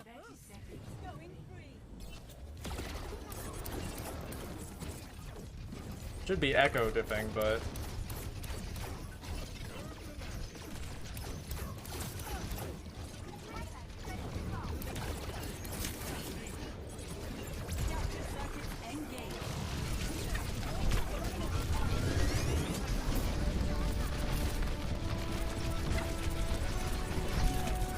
D.Va's one.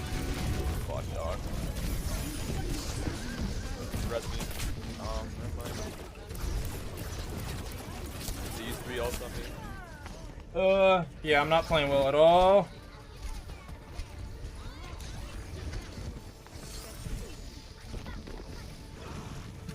Alright, peace.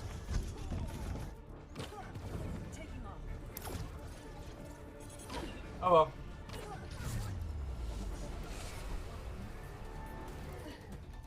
I don't know why I'm not playing well.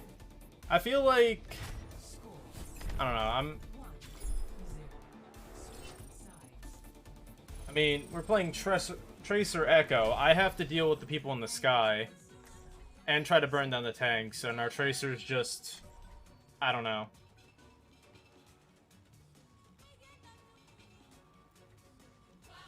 What? She's just gonna run out.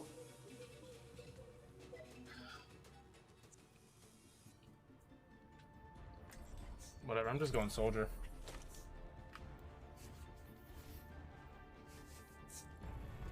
We're all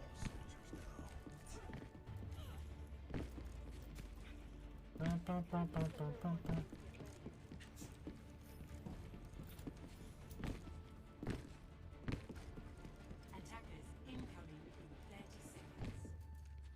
quit screwing around and get ready to move.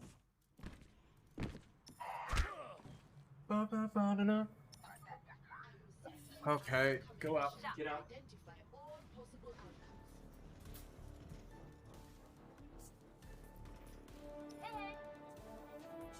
What a toxic asshole.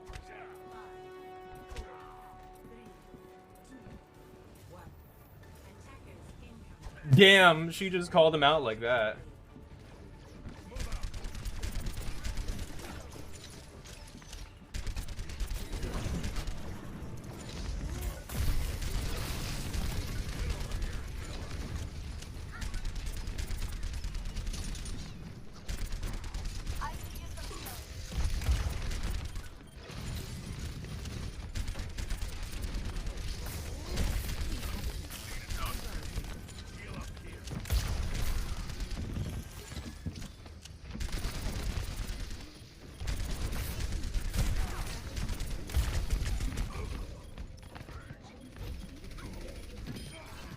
Huh. Neat. Oh my god, Creek, you can do something with him? God. Jesus. I should have dropped, but Nah, this team is so shit. Okay.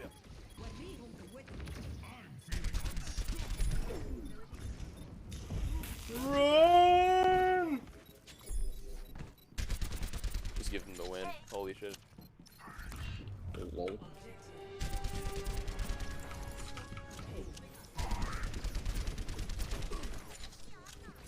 So he's throwing. Okay. Yep.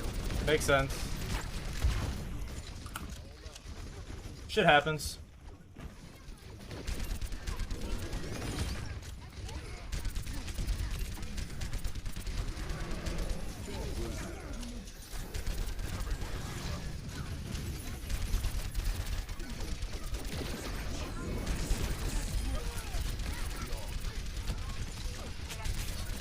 Keep me up!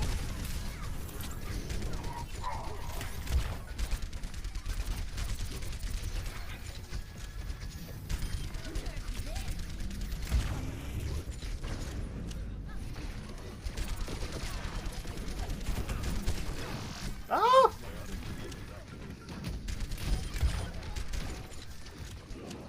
That nade almost hit me in the face. That's fucking rude. Oh, no, no, no. Nah.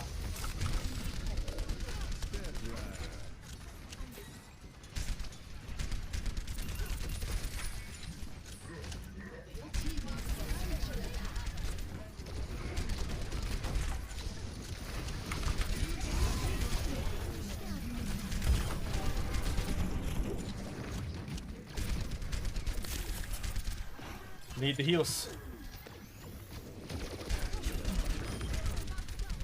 I can't hit Mercies ever, man. And pow. Ugh.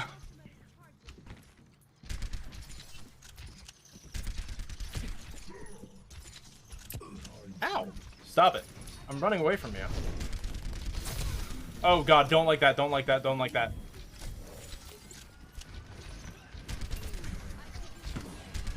Ooh, nice, McCree.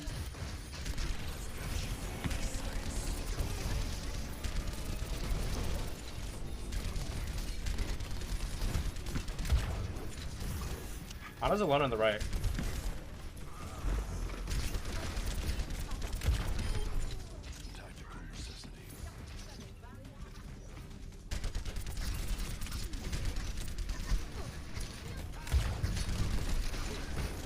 Damn, he straight deflected that. That Genji's popping.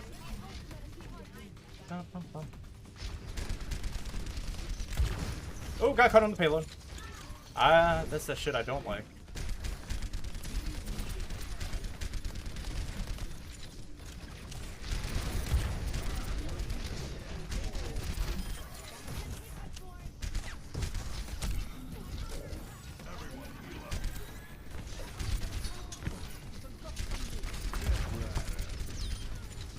That was an accident.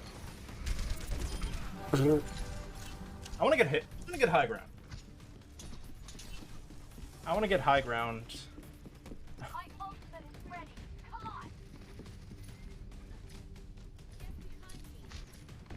That fucking the McCree on our team just decided to turn it on.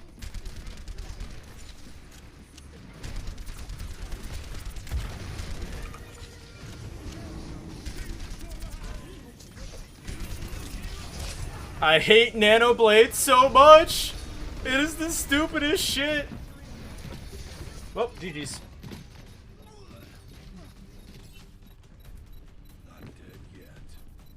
Can the break close? No.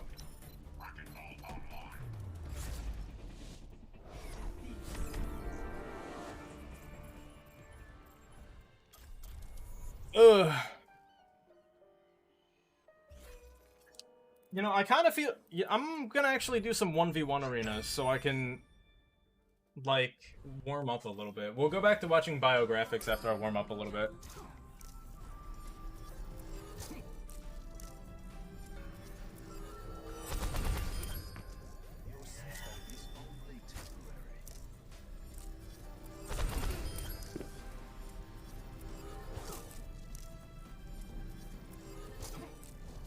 So... Is he just AFKing? Well, that's less fun.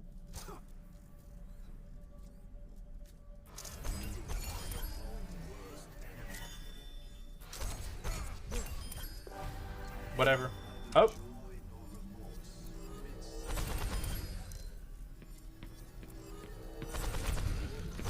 Fuck, dude. God damn it. I was so used to just the AFKs.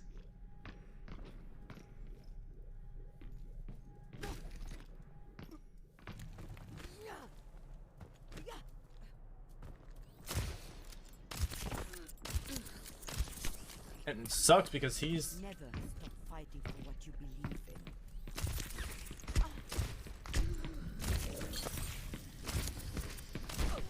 Are you... Wait! Oh my god, the 225! Ah, the 225, that's so stupid.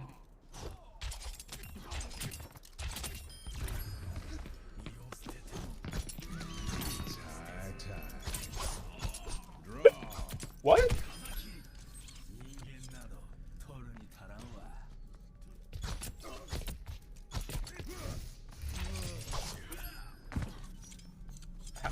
Whoa!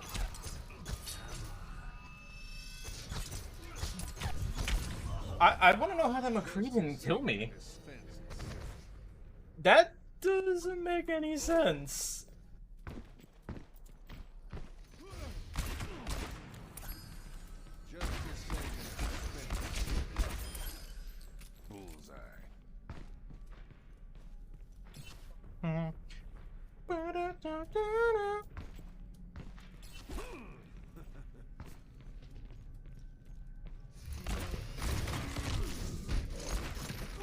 What? How did that hit me?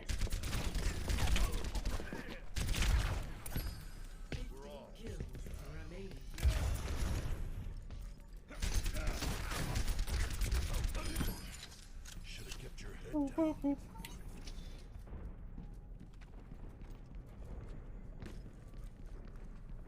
Ugh.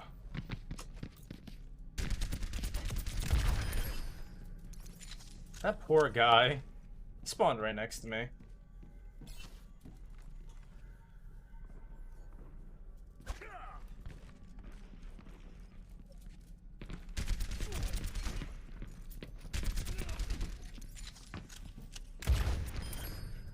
don't play by the rules anymore.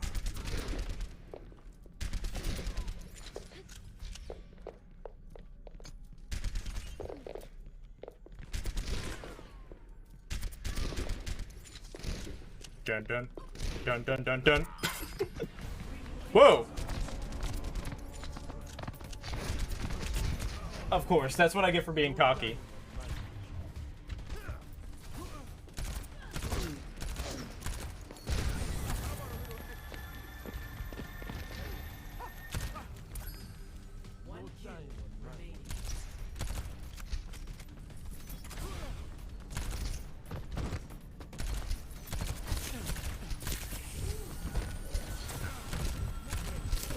Dude, I can't aim anymore.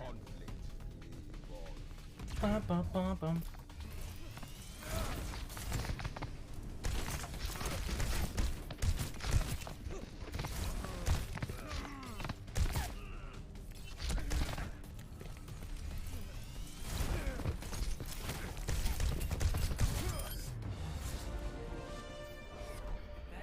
I just need to find, like, I don't know. If I don't sit in, like, a sweet spot, I just can't play. Is that weird?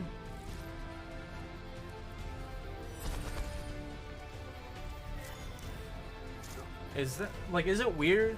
Like, I literally have to, like, get into, like, this perfect little spot. Otherwise, like, I just don't feel like I can play right.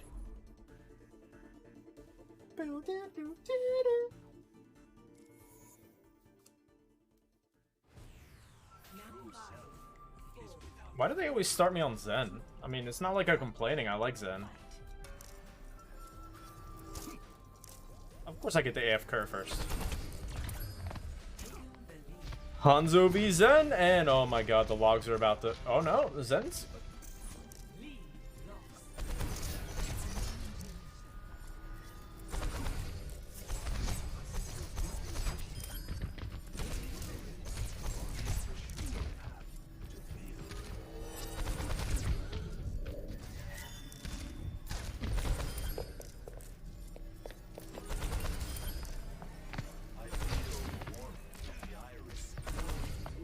Come on.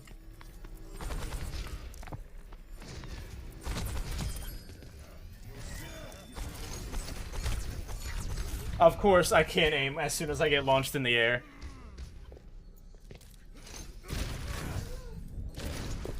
Wait, where'd he go?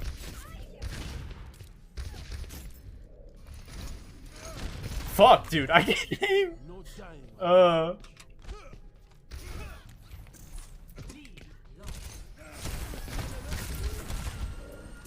Ha! I have the lead back. Oh. Well, let's get that stationary target practice.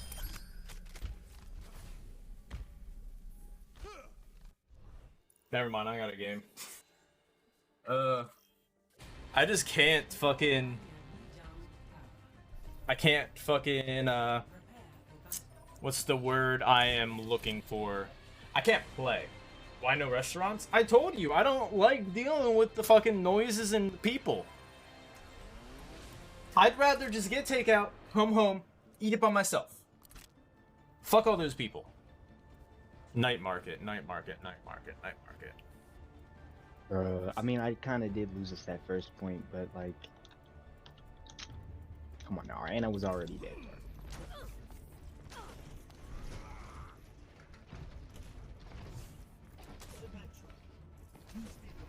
Ooh, I don't like the Zen pick. I hate going to restaurants, man. I hate them. Restaurants have never been something I enjoy.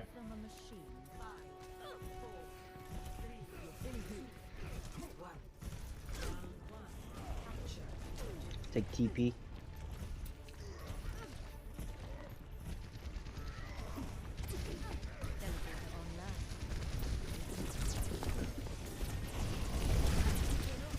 Oh, my ping.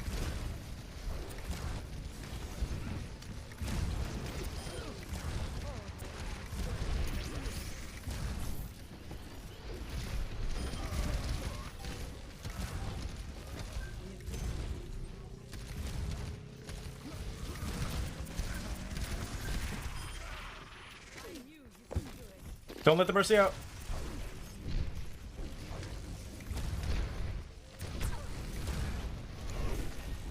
Play garden here. They've got the Pharaoh now.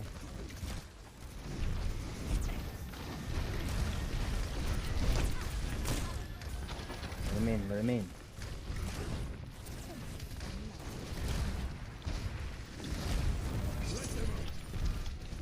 We can play here. I mean.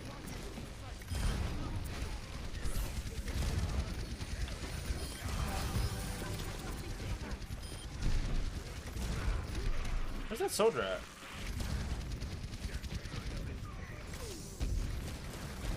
Come on, Pharaoh, you're mine. Nice, nice. Taste my balls. Almost got us fucked right there. I mean, I had to quickly make a play. Here, I got a TP so we can get back on the point if they charge you. Alright, I don't know. My shield's low. Me and Shatter. Oh, I could have just Shattered that. Back up behind it. My shield.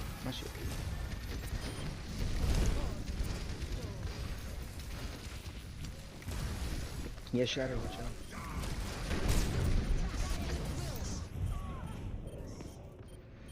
Hey, Manny, how you doing? I'm doing good. Wasn't realizing the state of our team. But I'll try and get some old charge here. Wait, did we not even lose that?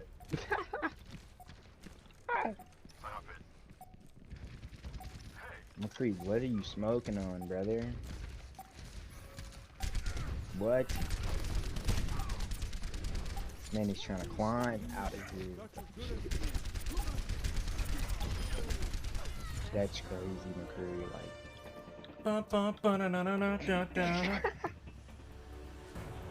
Oh, my wrist is hurting.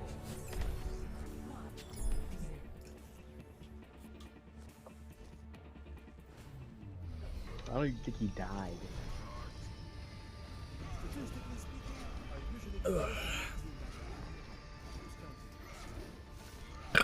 Oopsies.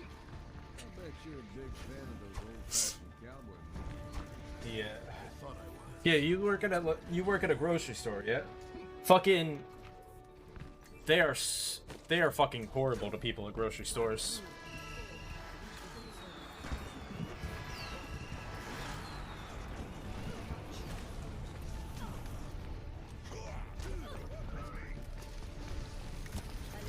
I got Sam. I'm playing on point.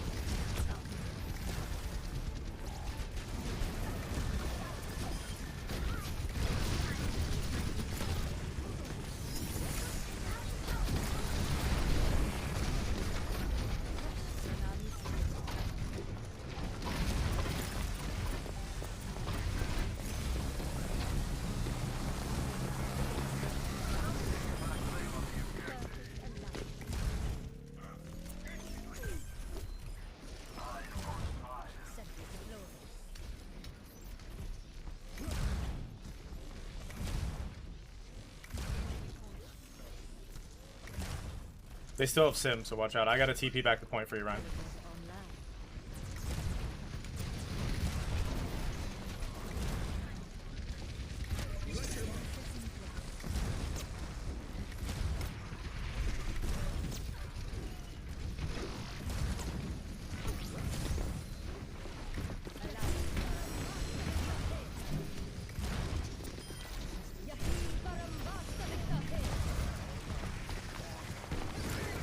Wow.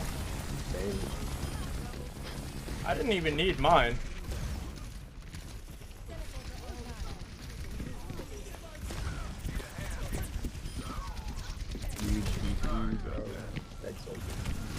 Run!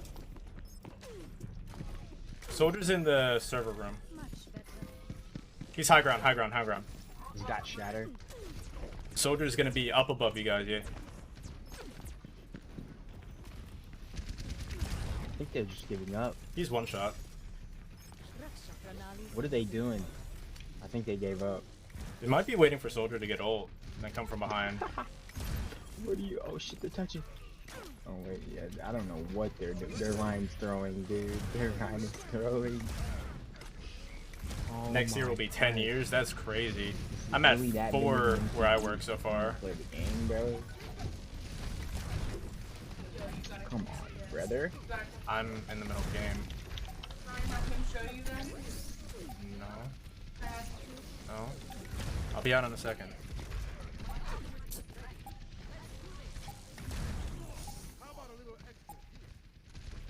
That Adi guy literally complains nonstop. Okay, well, we won a game. Okay, I'm a Q. Put on the thing, and I'll be right back. Because they want to be annoying. September 22nd, 1995, and conclude. I upgraded my soap. So this is what we used to use. We're not gonna do this anymore. Harsh chemicals, that's why it's cheap. It's not good for you. This is the best smelling mail we've ever received. This will help you help me help you. I'm ready to test this out. It feels so good. My skin feels so soft. I love that they have so many different scents. Pine tar, cedar citrus, grapefruit IPA. If you want to please your partner, get some Dr. Squatch.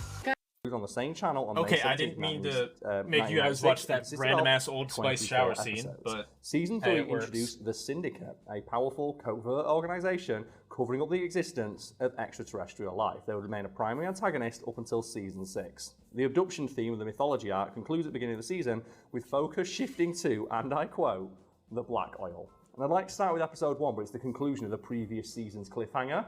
So it's like story stuff and not monster of the week nonsense, so it's not as fun. So we'll move on to episode 3. DPO. Mulder and Scully investigate the deaths of several people who were struck by lightning. So pretty standard fare. Yeah, for sure. Okay, then what about episode 4, Lucas? Clyde Bruckman's final repose.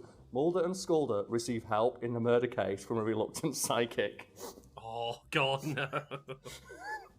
That's the thing. Remember, Lucas, like, Scully doesn't believe any of this is real. The next episode, The List. A man about to be executed by the electric chair vows to return and kill 5 men who wronged him in prison. Too shy. Several women disappear after meeting someone in internet chat rooms, and I watched that episode the other day, and it turns out that the man is, and I'm not shitting you, Lucas, a fat vampire who sucks fat out of people's mouths and exclusively goes after fat women. What? And the end of the episode is the lady he was trying to, like, eat, just shooting him with a gun. So it's an actual vampire?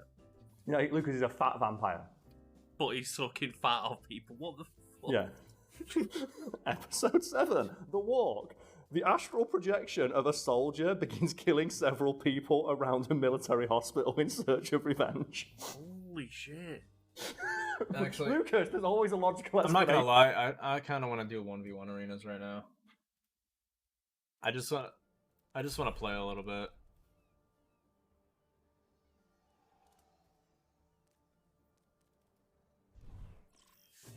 Because I've been playing like poo today.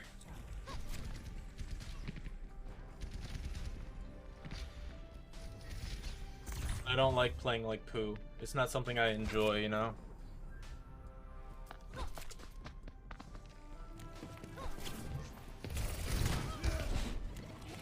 Fuck!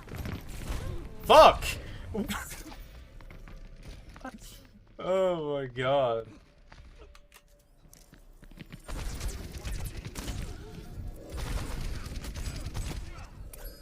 Ah, get fucked, Gio.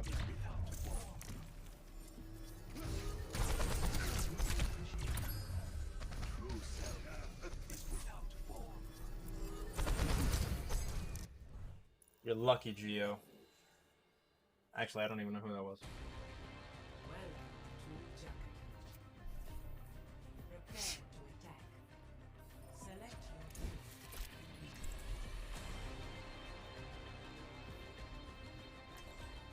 Ugh, fuck.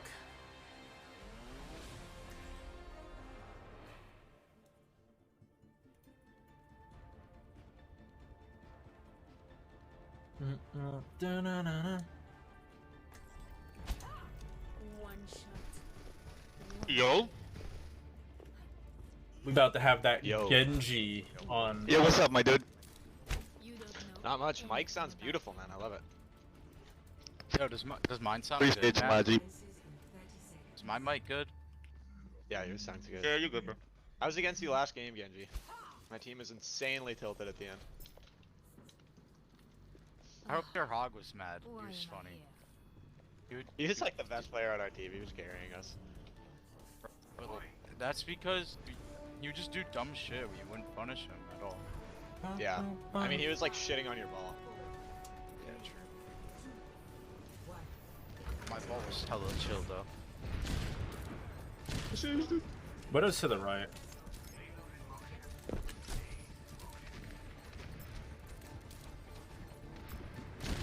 Monkey, back line, monkey back. And ball. I just triple dinked her. They're gonna res it though. Widow's far back. Yana needs help. Wait, what? Okay, they're trying to stop the I need to res do clause stuff. up there. Widow's far back left. Dude, this is not gonna be what... I literally haven't been able to shoot at all. Stop rezzing me!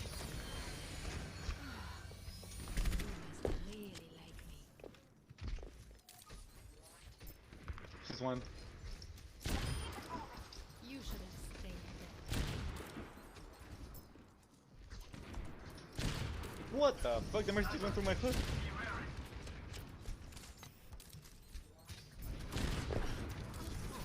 Ball sleeping? Nice. Dude, I'm just getting logged by everything! Yo, car.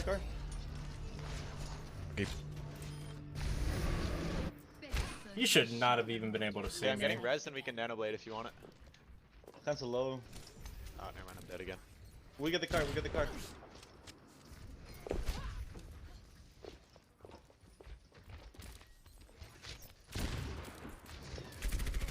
Cancel one. Oh, Hug low, hug not close. Big. We're up 2. On and on it. Dude, what? Come on. I'm playing so bad. Yeah, good job. Thanks, you popped off. I'm not gonna lie. Oh, yes, actually, it was our first. Ah, fuck, I'm dead. Rest me.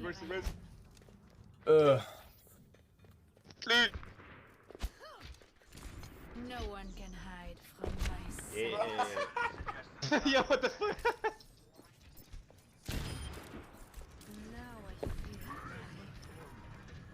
Anna. You see me? You want it? Go back at G. Oh. I didn't know I was gonna die. Fuck. Alright, next fight. Try to flank, bro.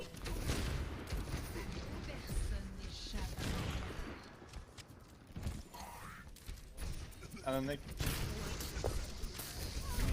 Monkey sleeping behind. Alright, Genji, dash up when you want it. I don't have it. Oh, I have dash. Help! Oh shit. Okay. Roadhog! Rest. Yes. On a left. Thank you. Okay.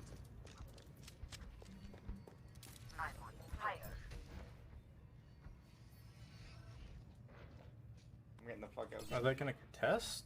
No. Okay. I'm not doing anything but just being like a hey, you have to have Widow because Widow's I'm here. like all the way at the back main. Yeah, on the top. Just what I needed. Monkey below on Mega.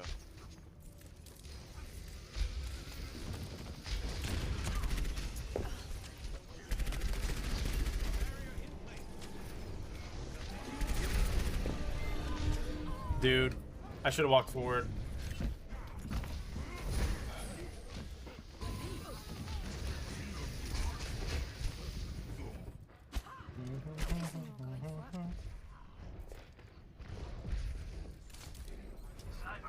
I got 2. Shit! Dude, I hate double snipers so much. Like, it's not fun for anybody. I'm literally playing one of the snipers. No one can Fucking hide Widow. from my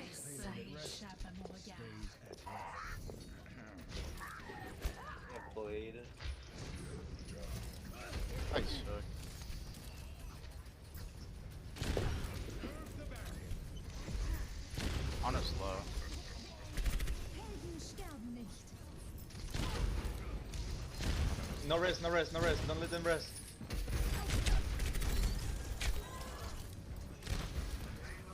I got the hog. Look, look, look. Please, please help. Hug me. Hug, hug, hug. Nice, nice. Got mercy. Go back right. I have nano, Genji. Hit one, nice.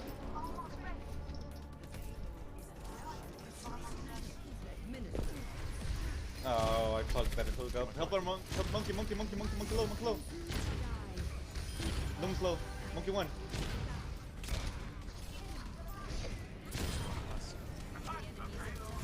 Nice. I didn't do a thing.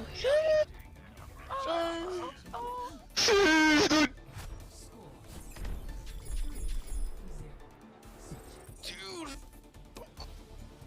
Play because like.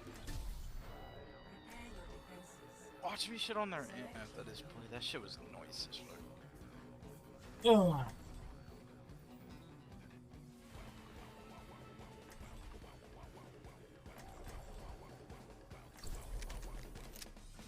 I actually have like the Dragon Blade sword, like IRL. It was like $80. Do you really? Yeah. Nice. It's not really sharp, but like it's actually sick. I got that Dragon Blade, dude. On the red pants, dude. What the fuck is that? I didn't even know that was a thing. Bear with like the noodles. Or no, those are steamed buns. Dumplings. The moment to ensure all our equations are correct. I didn't even know that was fucking... This is a bathroom? What the heck? Is there anything in here? Is the you know? Have you seen Shrek? Yeah. Maybe Well, he's in there. That's what yeah. No, if you go in that room and there's like a whole like room underneath. Shrek is love, Shrek is life, dude. The fuck? Hell yeah.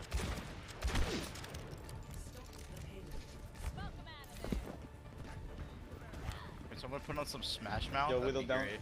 Widow far left. Dun, bun, and dun. Yo, Widow top left. Widow top left. Oh.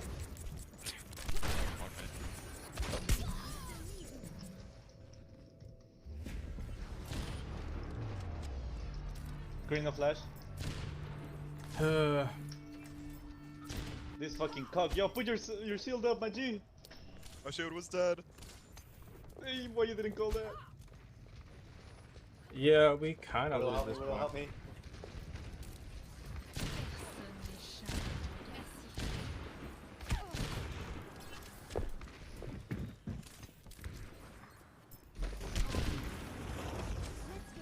That's fine.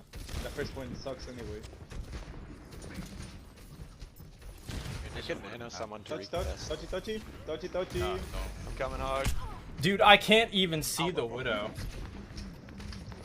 Widow's behind the bus.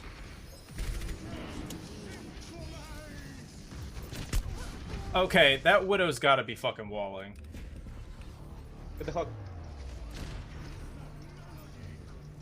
Widow right side. Widow's right side. Mercy. Oh, she headshot at me. Good rock. Oh, I fucked up my On shit. a no cooldown. On a no cooldown. Screeze main. On a no cooldown. Screeze main. Scree has Deadeye. It's walking main with Deadeye. Yo, what the fuck? I'm lagging so bad. Mercy Valve. Fuck main, Do fuck it, main, do it, do it. car. Wither's still left, Wither's still right. I mean, far right. Mercy's far right. one. We're down main kills, boys. 2-1. Hug my buddy. Nice rock, dude. Yo, this with is fucking cheating on us. Hug no hug. I got you.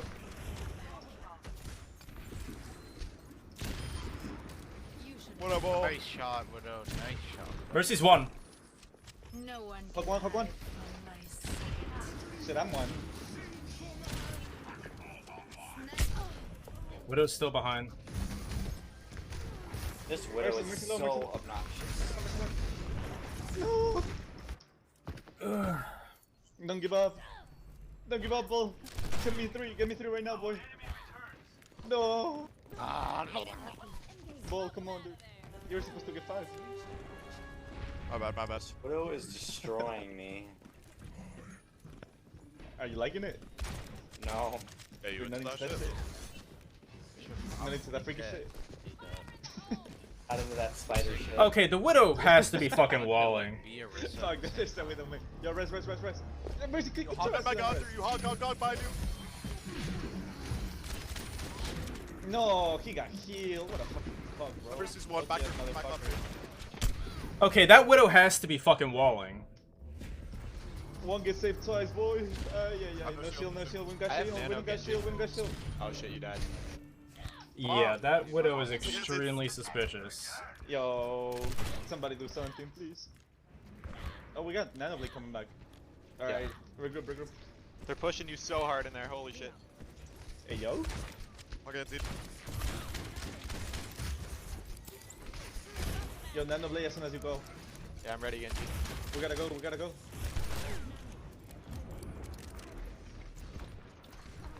Nice, man. Go. Someone has to touch. Cart. I got it. I got melted, dude. Their fucking DPS lineup is fucking my cock, bro. Sheesh. Hey, you should really swap. They have double hits here. Nothing wrong with Don't worry, dude. self-improvement. I carry. I trust.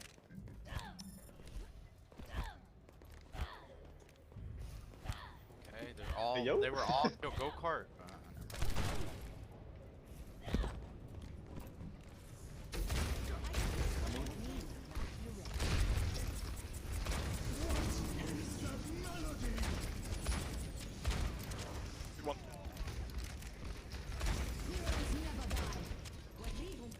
The Nano Creed, what the fuck?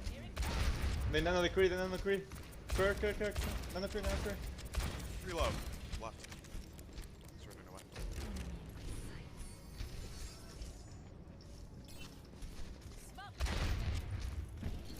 Hog purple on cart. Reload. Holy, Widow's they're main. fucking in that Cree. They res dog on cart. Bob. Wait, we were down at Sigma? My bad, dude. I didn't know, my bad. They go with Bob. Ball, can you send me some poutine, please? Sure. Like, you're definitely from Canada, right? I didn't care, but sure. I'm slamming card. 3, 2, 1. Widow's top right. Slam 4. Oh my god, dude. I really do think that Widow's fucking cheating. I got mines coming back.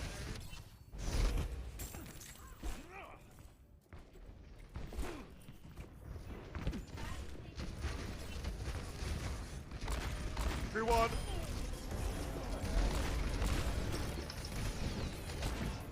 I'm going for Widow. You can sit to the left.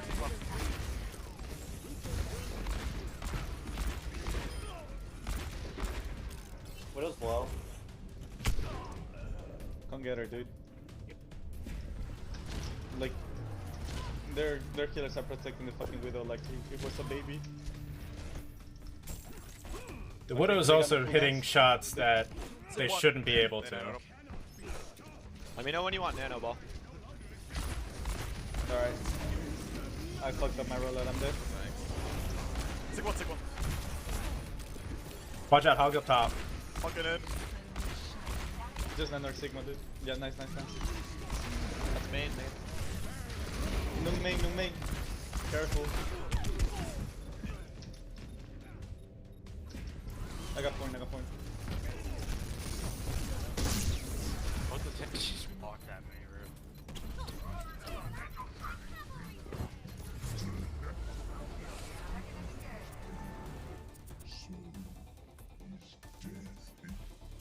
Yeah, I'm pretty sure the Widow has trigger bot.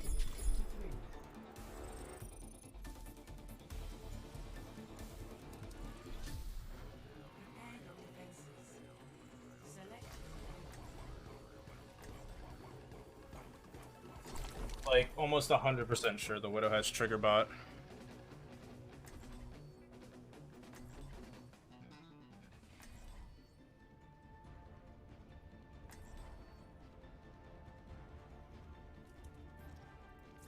Because literally. Justice ain't gonna dispense itself. Thank you. Isayek. Peace be upon All of a sudden, you jump up like 500 SR. Carry, they come with the Nash, dude. We're gonna need to win this Kong War, so. Yo, the new 6 skin gonna make me act up. Look at that shit. Check my booty though. I knew somewhere in the world. Wait. I got you. Oh, yeah. Damn it. I can't slip it in, bro.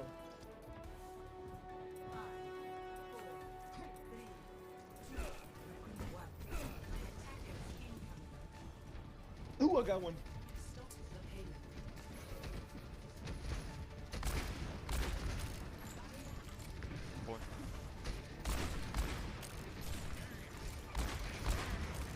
No shield, no shield. Holy is awesome. Widow far left.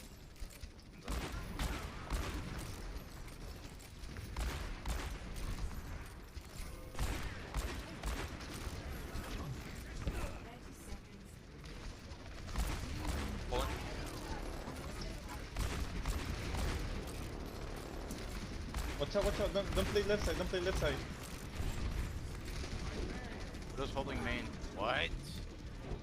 Yeah, I think the Widow might have trigger bot. Just saying. No, I think she's on Adderall. No, the Widow literally hit me like in a pixel earlier that they couldn't have seen me. Big pull. She's definitely not cheap. They're low, they're all low. Ryan discorded. Cree one. Yeah, Cree one. Arita. Where's the glove? Widow's half. Marissa discorded. One. Cree one, nice. Why would you Marissa discorded. Rhino shoot, run. Back on They're Tracer. rezzing, Cree. I'll have trans in like 5 seconds. Run one.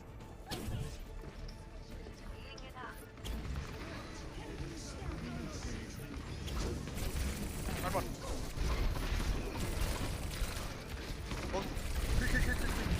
Cree one. Run. Ryan discorded, run. I'm shattered. Mercy discorded. Oh, no. Mercy. Nice. Nice. You guys carried, thank you.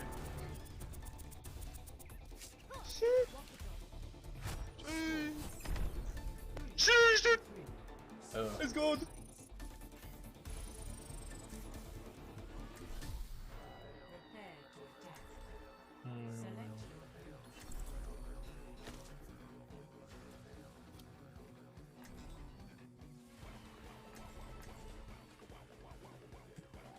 Nah, I really think that Widow was trigger botting.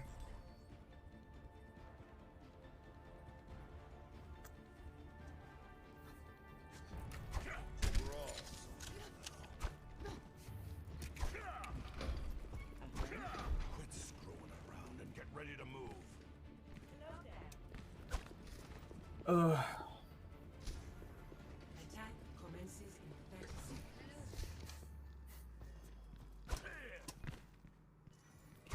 I don't know. Today is not one of those days where I can play well.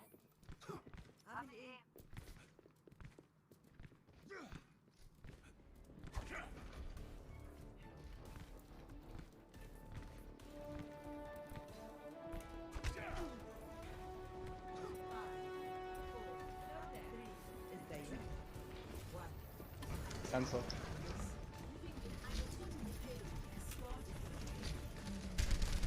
We'll jump shotting. She's right side, Widow, right side.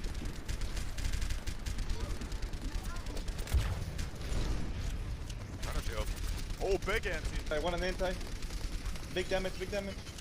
Oh, fucking lamp. Real. Point.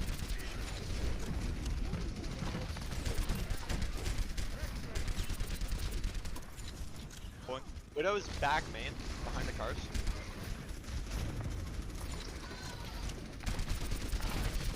Ryan discorded. Run one. Cancel low. Cancel HP.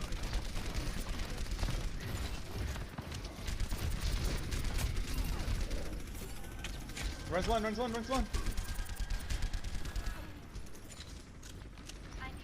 Orisa discorded?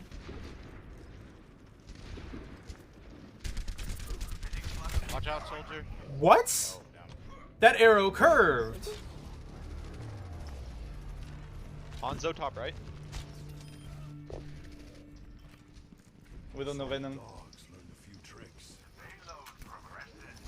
Widow Big down. shot.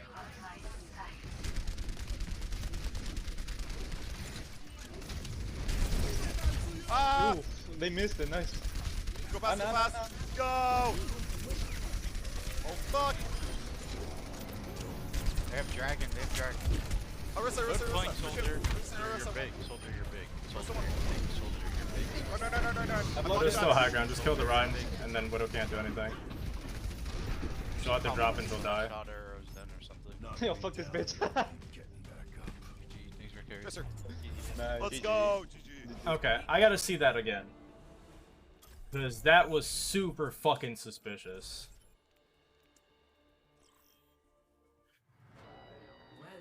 It was on their attack, so right here.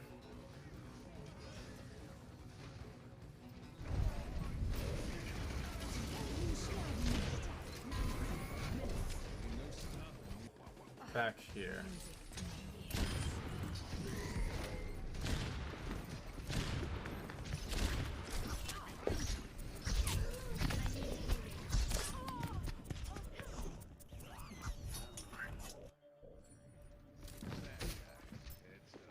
Oh, that's gorgeous.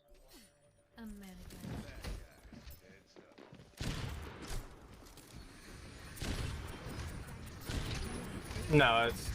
Yeah, here it is.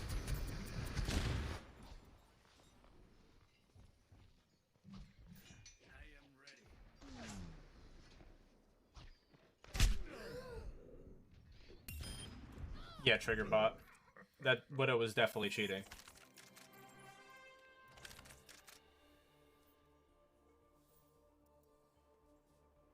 You know, I think I'm actually gonna get off for today.